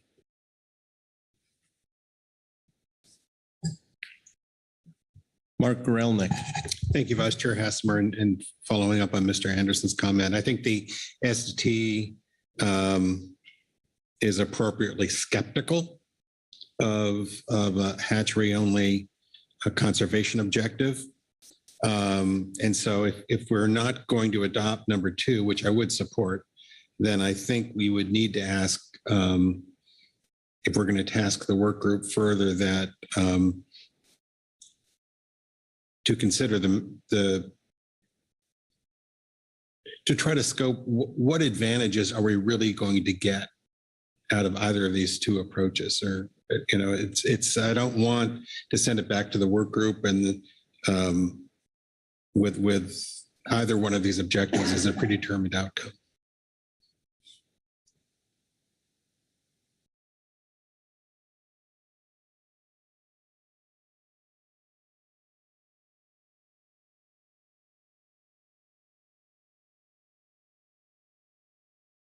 Marcia Rumko.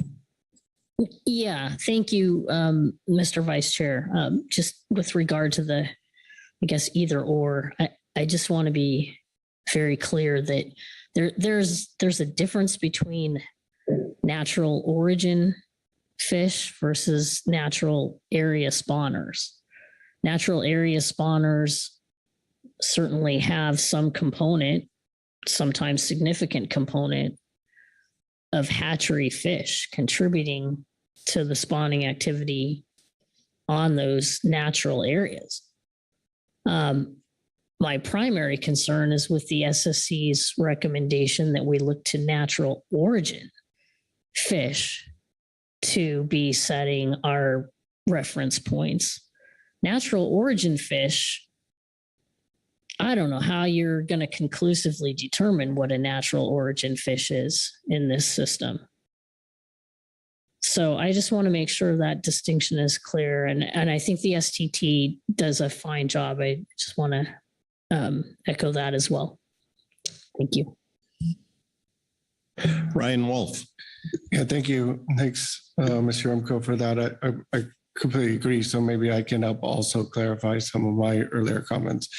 So from a NIMS perspective, completely agree with what you just said. And that's what I was trying to reference earlier. We don't support the recommendation for natural origin only and did support natural area. I think what I was trying to clarify in bullet 2 was we thought we heard from the STT and the SCC that you couldn't do an SMSY objective that would have an aggregate of natural adults and those returning to the hatcheries. And you would need to do natural area, which would be just returning to the spawning grounds. But I also share their concerns of the SAS and that it is important to consider how hatchery returns to the hatcheries would be included. So I do think that needs to be looked at. I don't know if that fits in with the natural area SMSY objective. So I kind of like Mr. Anderson's suggestion that maybe given this discussion, the working group could take that and then come back to us with some further discussion. But just to further clarify, I was not trying to support natural origin. I was just trying to highlight the difference between natural area and those returning to hatcheries as an aggregate, if that makes sense. Thanks. Mark Gorelnik. Yeah, there's one other aspect here. Presently, because we don't distinguish between the origin or the destination of these fish, we look at jack returns to calculate or to forecast the stock abundance. It's not clear to me how, by looking at jack returns, you can forecast where their cohorts will return a year later. Maybe there's a solution to that, but that is an additional complication associated with distinguishing between natural area spawners and hatchery spawners, because the foundation for that estimate is coming from jack returns presently. where it goes from here, I don't know.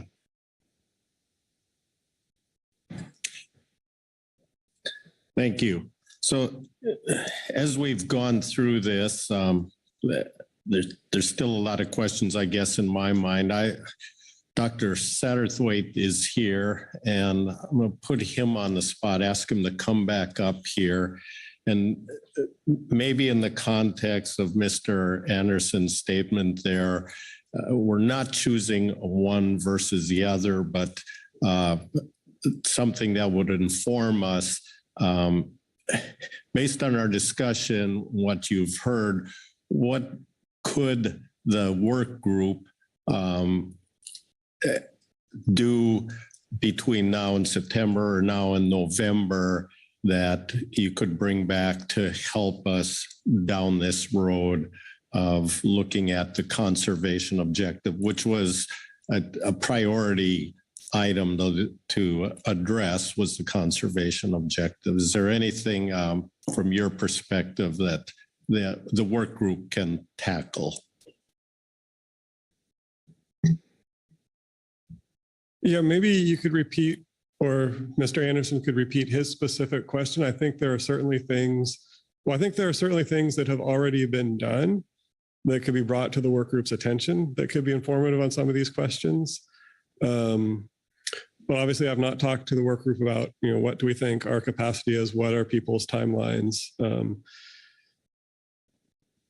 Yeah, but maybe if there's a very specific question, like, is there the question, what work could the work group do with respect to a particular question, or just what can the work group do, period, in the next couple months? I think it's more in reference to the conservation objective and helping to inform the decision we need to make. And maybe I'll fair or not ask Mr. Anderson if he can repeat the statement he made. I doubt I could do that, but so Dr. Satterthwaite, when I was looking at the STT's comments on this question, it left me with the belief that there was additional work to do if we were not going to go down the road of just dealing with natural spawning fish, that the statement was, given the level of hatchery contribution to the natural areas and hatcheries, that the STT thought that giving additional thought to ensuring that we have the right, what they called metrics, would be necessary when choosing how hatchery fish would be treated in the development of a new conservation objective. So that's I guess, if there was a question, my assumption was that by reading that there was more work that could be done in terms of looking at alternatives as to how to treat hatchery fish in the development of a new conservation objective. Okay, I can take a stab at either answering elements of that question, or at least saying some things that have occurred to me that may or may not be relevant. So, I mean, in terms of, I've heard about there's a value of hatchery fish in and of themselves and in potentially contributing to future natural area spawning. So there are analyses that have already been done, although have not been seen by the work group, that look at, for different total escapement, so total escapement to natural areas and hatcheries combined, under different levels of total escapement, how likely are we to meet the various hatcheries' stated objectives in terms of how many fish they're saying they want? Those analyses were done based on the goals that are reported in, I believe it's the review document. I have been told those may not actually reflect the most current goals that the hatcheries themselves actually hold. But it would be very straightforward if someone would tell me what the actual hatchery goals are. It would be very straightforward to redo that analysis.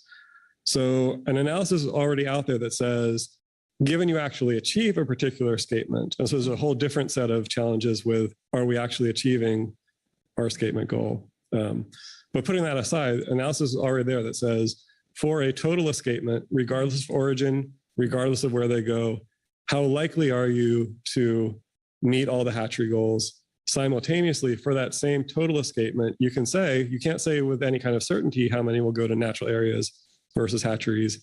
You can say there's at least this degree of probability that with this much total escapement, we'll get at least X number of fish to natural areas, and that will get us at least X% of potential natural production. So the sort of, again, this analysis exists. The work group has not seen it in full, but potentially that is something that could be discussed by the work group, potentially brought forward. Potentially they could try to turn it into a simpler presentation than the journal article that it currently is. There's that. Just one other thing that has occurred to me, I mean, the question has sort of come up repeatedly, how would we track natural origin if only a quarter of fish are marked and tagged? I think we would multiply by 4 if it was truly a completely constant mark and tag fraction. In practice, the way this is done is for each tag recovery, we know the tag rate and we can apply an expansion to that. That doesn't work in real time for telling you this particular fish is hatchery versus natural. But if we just wanted to track, are we meeting a natural origin conservation objective, the tools exist to do that, even in the absence of mass marking. Mass marking will increase the statistical precision of your estimates of natural versus hatchery origin, but it's not required. So I know you didn't ask that last part, but. Thank you. Marcy. Yeah, thank you for the offer. Thank you, Mr. Vice Chair, to float that new work by the work group. I guess I was wondering if maybe you can elaborate a bit on hatchery practices and how their activities, for example, to close gates to once they've attained their goals. This is something that's touched on in the work group report that's very important, in that a fish that returns to a hatchery is on its way. Fish are in line to get in and the goal is met. And, in some cases in hatcheries, shut gates and fish continue on and potentially then are counted in natural area escapement estimates. And so I know you contemplated this in the work group to some extent, but maybe you can just elaborate on how those hatchery practices would either be influenced by or would influence calculation of natural area spawners. Great, thanks. And I don't know if Colin is still online. He might be better informed on sort of what the current state of the art or thinking of as the hatcheries of how they're going to be approaching that going forward. I do know, just sort of looking at recent review of ocean fishery documents, the escapements to several hatcheries have in many years been well above their stated goals, which would imply that they're not doing that currently. They're not closing the gates currently. I mean, I think there are reasons to take in more fish than the bare minimum needed to make the egg production goal. Other than Colin, I don't think there's currently much expertise on that question on the work group. So maybe I'll check to see, did Colin raise his hand? Does he want to speak up? I don't see him online, so you don't have a phone a friend. All right. But then, yeah, I mean, just based on what I know, I think absent better information, we could look at, what has escapement to the hatcheries been? How often is that exceeding the goals? And potentially, and again, maybe Colin would have the right expertise to address this question, but maybe we could get into what would the consequences be of closing the gates earlier, say? I mean, one thing that immediately occurs to me is you're therefore then creating selection on fish that return earlier. You may not want to do that. But we could try to predict how the hatcheries might respond to a different objective. Again, I don't know how much the hatcheries take into account the PFMC's escapement objective. Danny Evanson. Yes, thank you, Mr. Vice Chair, and thank you, Dr. Satterthwaite, for all your hard work on this. I think normally I stay in my lane on this stuff, but I'm going to weigh in a little bit here. I'm following up on Mr. Anderson's comments. I think where we're getting high-centered here is how to treat the hatchery fish.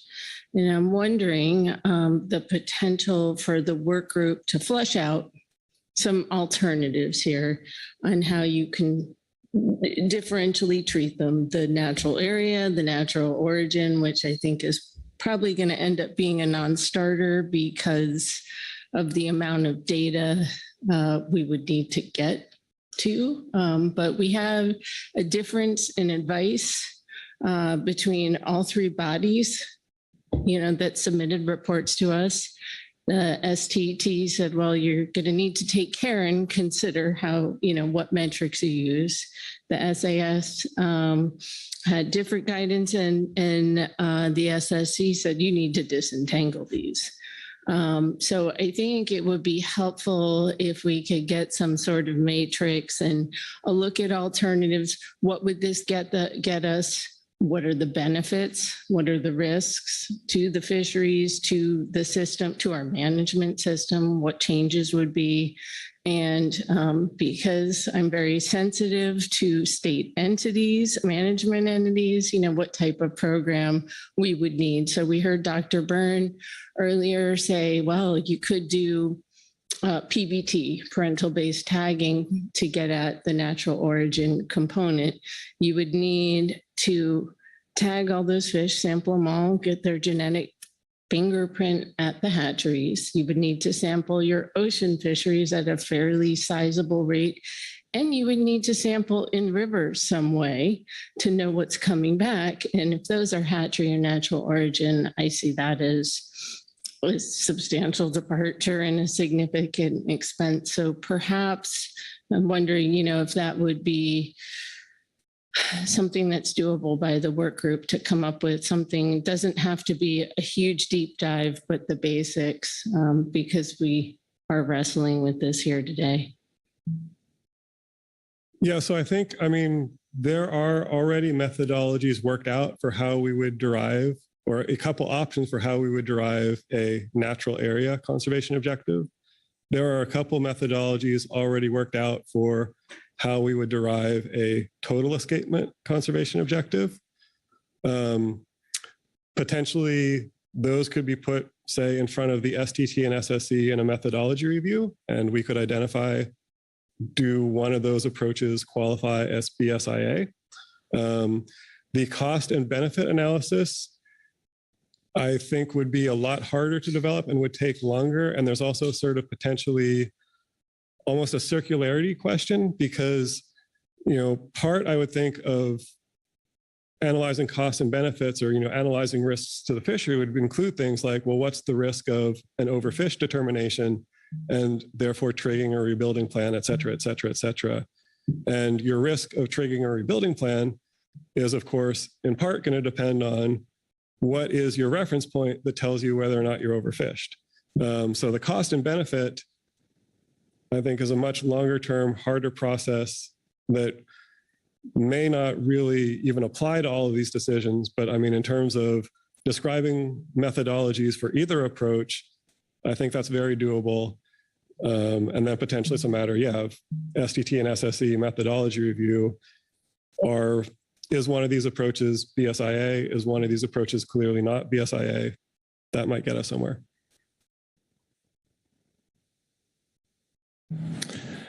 Right. Thank you. So, Will, I apologize for calling you up here, but appreciate what you've provided us. And I'm going to look back to the council here to see if you've had any revelations here or thoughts on the conservation objective and guidance as to what specific guidance to the work group as to what they might do on that, or are we just going to proceed? We've got guidance on items 1 and 3 that are on the screen before us. And the work group, as I believe, has other meetings planned. They have other work to do. They will go forward, but it would help if we can. We don't have to, but if there's some specific guidance relative to the conservation objective, it would be nice to get that out. Mark Gorelnik. Yeah, thank you, Vice Chair Hassemer. There was some discussion in the context of natural area escapement as to whether we're looking at the aggregate for the Sacramento system versus separate targets for individual tributaries. And we haven't had any further discussion on that. And so I am going to offer for council consideration that our guidance would be in the aggregate rather than separate targets for individual tributaries. Okay. So Phil Anderson. I don't want to get out of my lane here, but I thought the offer that the alternatives, the offer that Dr. Satterthwaite gave us would be a logical next step to address the issues that are embodied in number 2. Yeah, I don't mean to perturb that. It's just that to the extent we're going to be talking about natural areas, just want to make sure that we're talking about natural areas in the whole. I don't want to invite any further parsing.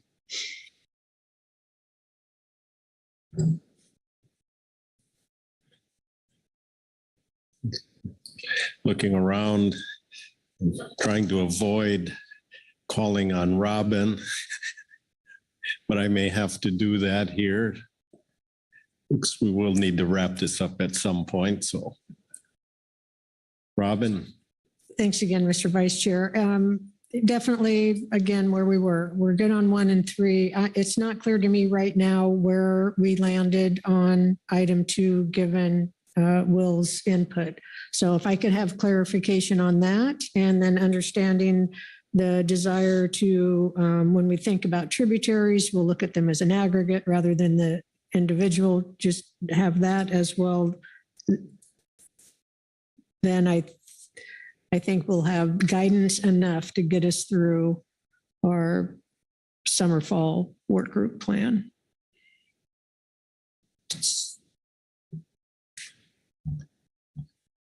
Okay, I'm going to look around and see if anyone here has thoughts on that. Rather than me trying to summarize it, Ryan Wolf. Well, not necessarily thoughts, but something related, and I appreciate Mark's suggestion and can support that. But just wanted to highlight that as I look at the detailed report of the working group on page 26, it does say that they discussed the possibility of moving to a conservation objective and SMSY reference point measured in terms of natural area spawners, but also noted it could be possible to still define these quantities in terms of total spawners while basing the total spawner numbers on more explicit consideration of what levels of natural area escapement would be expected at those levels of total escapement. So I think that portion of the report does include consideration of natural area escapement consistent with SMSY as well as hatchery program needs. So maybe that's something we can also highlight for the working group. Thanks.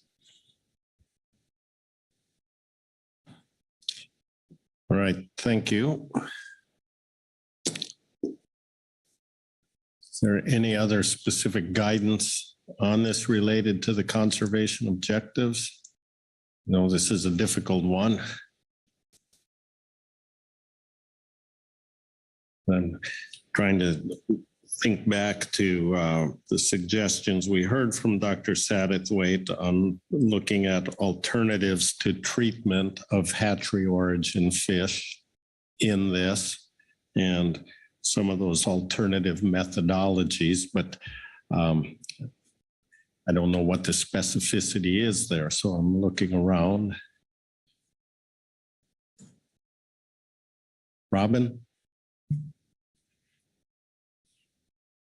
I think the council is understanding that we need to think about this a little bit more. I think we can all agree on that as far as, where the hatchery fish play a role. And that kind of leans into where, what the STT was saying and what Mr. Anderson was saying about, and also hearing Marcy say, trying to figure out, what to do with hatchery fish in the sense of making a decision, at this one meeting. We're just not there yet. And so perhaps as far as item 2, just, guiding or giving direction to the work group to, just think about more ways on how those may be incorporated, hatchery and natural fish, in the hatchery on the spawning grounds.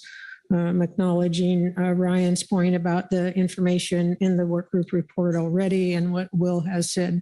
I think we can work through some direction but not make any decisions. And then when we get back in November, when we're scheduled, unless the council decides otherwise, we can pick this up. But it does identify for the council how complex of a topic it is, and perhaps give everybody some time to think about it a little bit more. So just no decisions right now on what to do or any changes anyway on the conservation objective relative to hatchery natural fish. Give the work group some time to work through it. They'll come back in November and let you know. And in the meantime, follow the guidance on items 1 and 2. That's what I'm picking up. I'm going to look around.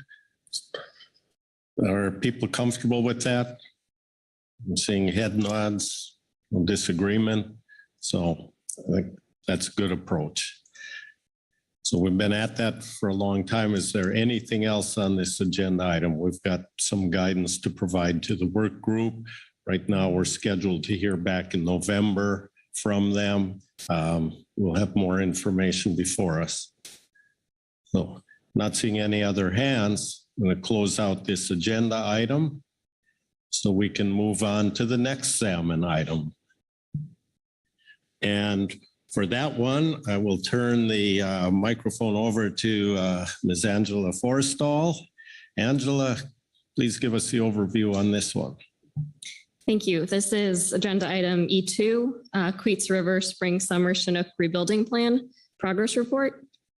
The Queets River Natural Spring Summer Chinook were declared overfished in November 2023. And under the Salmon Fishery Management Plan, a rebuilding plan is required when a stock is declared overfished. The FMP requires a plan be proposed by the Salmon Technical Team for council consideration within 1 year and be implemented by the National Marine Fisheries Service within 2. National Marine Fisheries Service has stated that the council should submit rebuilding plans for approval by the U.S. Secretary of Commerce within 15 months of the overfish declaration. And this is the first update that the council is receiving on the development of this rebuilding plan. The STT is working collaboratively with tribal, state, and federal entities to develop the rebuilding plan, and work began in January 2024 and continues to date. In addition to the required elements outlined in the FMP, each plan must meet federal guidelines found in the Magnuson-Stevens Act and the National Environmental Policy Act, and typically contained in an environmental assessment. Prior to implementation, the plan will go through federal notice and comment rulemaking process. And under this agenda item, the STT is going to be providing a report on the progress so far. The council should consider this report and provide guidance on next steps. The council is slated to select a preliminary preferred alternative at the September meeting and adopt a final plan for recommendation to NMFS at the November meeting. So council action under this agenda item is consider the progress report and provide guidance on next steps.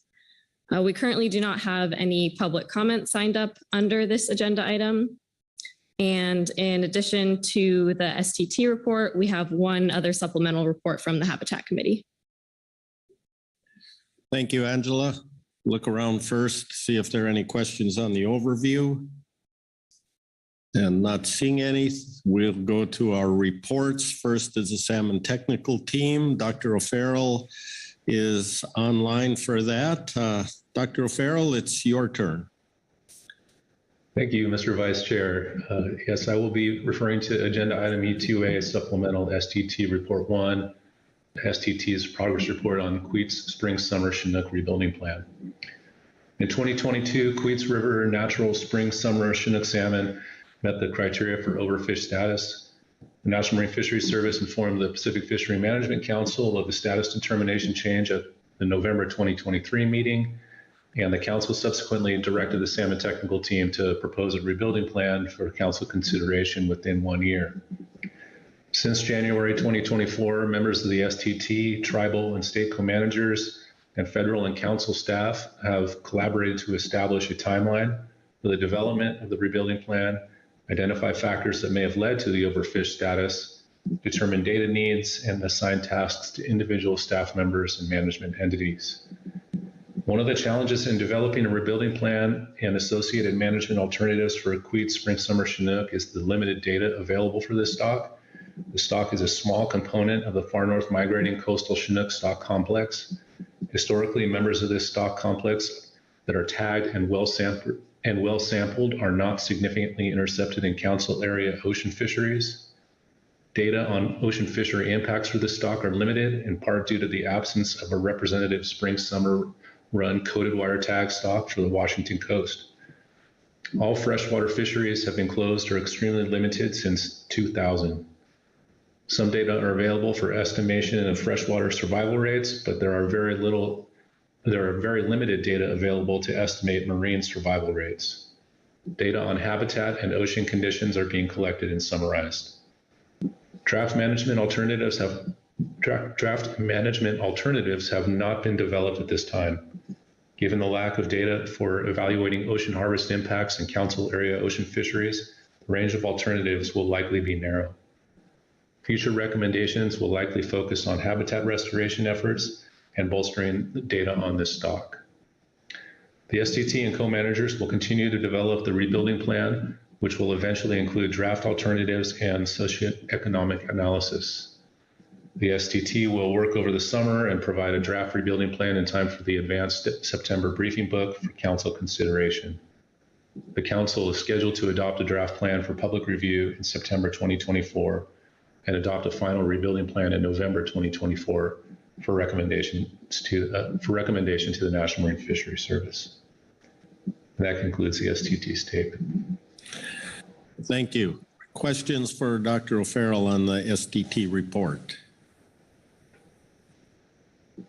And I see no hands here, so thank you again, Mike. And next we have a Habitat Committee report. I've seen Dr. Green moving in and out. I'd be happy to read it in the record if needed. Please go ahead. I don't see Dr. Green here right now, so why don't you do that? Thank you, Mr. Vice Chair. This is the Habitat Committee report. It's rather brief, but they did hear from Robin Elke, council staff, and were reminded that Queets Spring Summer Chinook was a small natural run with a pattern of very low abundance for the past 30 or 40 years. Low productivity may be habitat related, though there is little data on this stock. The STT members have been compiling habitat information, and the Quinault Indian Nation is working to produce information on habitat limiting factors. The Habitat Committee understands that the STT may be meeting in the summer, and the Habitat Committee is prepared to help if requested. Due to the short timeline for the final rebuilding plan in November, any request for assistance should be made as specific as possible so the Habitat Committee can focus its assistance in a timely manner. And that concludes the Habitat Committee report. Thank you, Robin. I'm not going to ask if there are any questions there. It's simply highlighting their ability to assist if needed. So that completes our reports. Well, there's Dr. Green. Robin read your report in, but and I don't think anybody has any questions for you, but I'm going to look around. And there's no questions, so you're free, and we highlighted the fact that the committee is willing to provide assistance if needed. So thank you very much. That takes us to public comment, and we have no public comment, so takes us to our council discussion and action. This is just simply a progress report on progress to date, and if there's any guidance the council wants to provide at this time on that. So I will look around to see if there's any hands.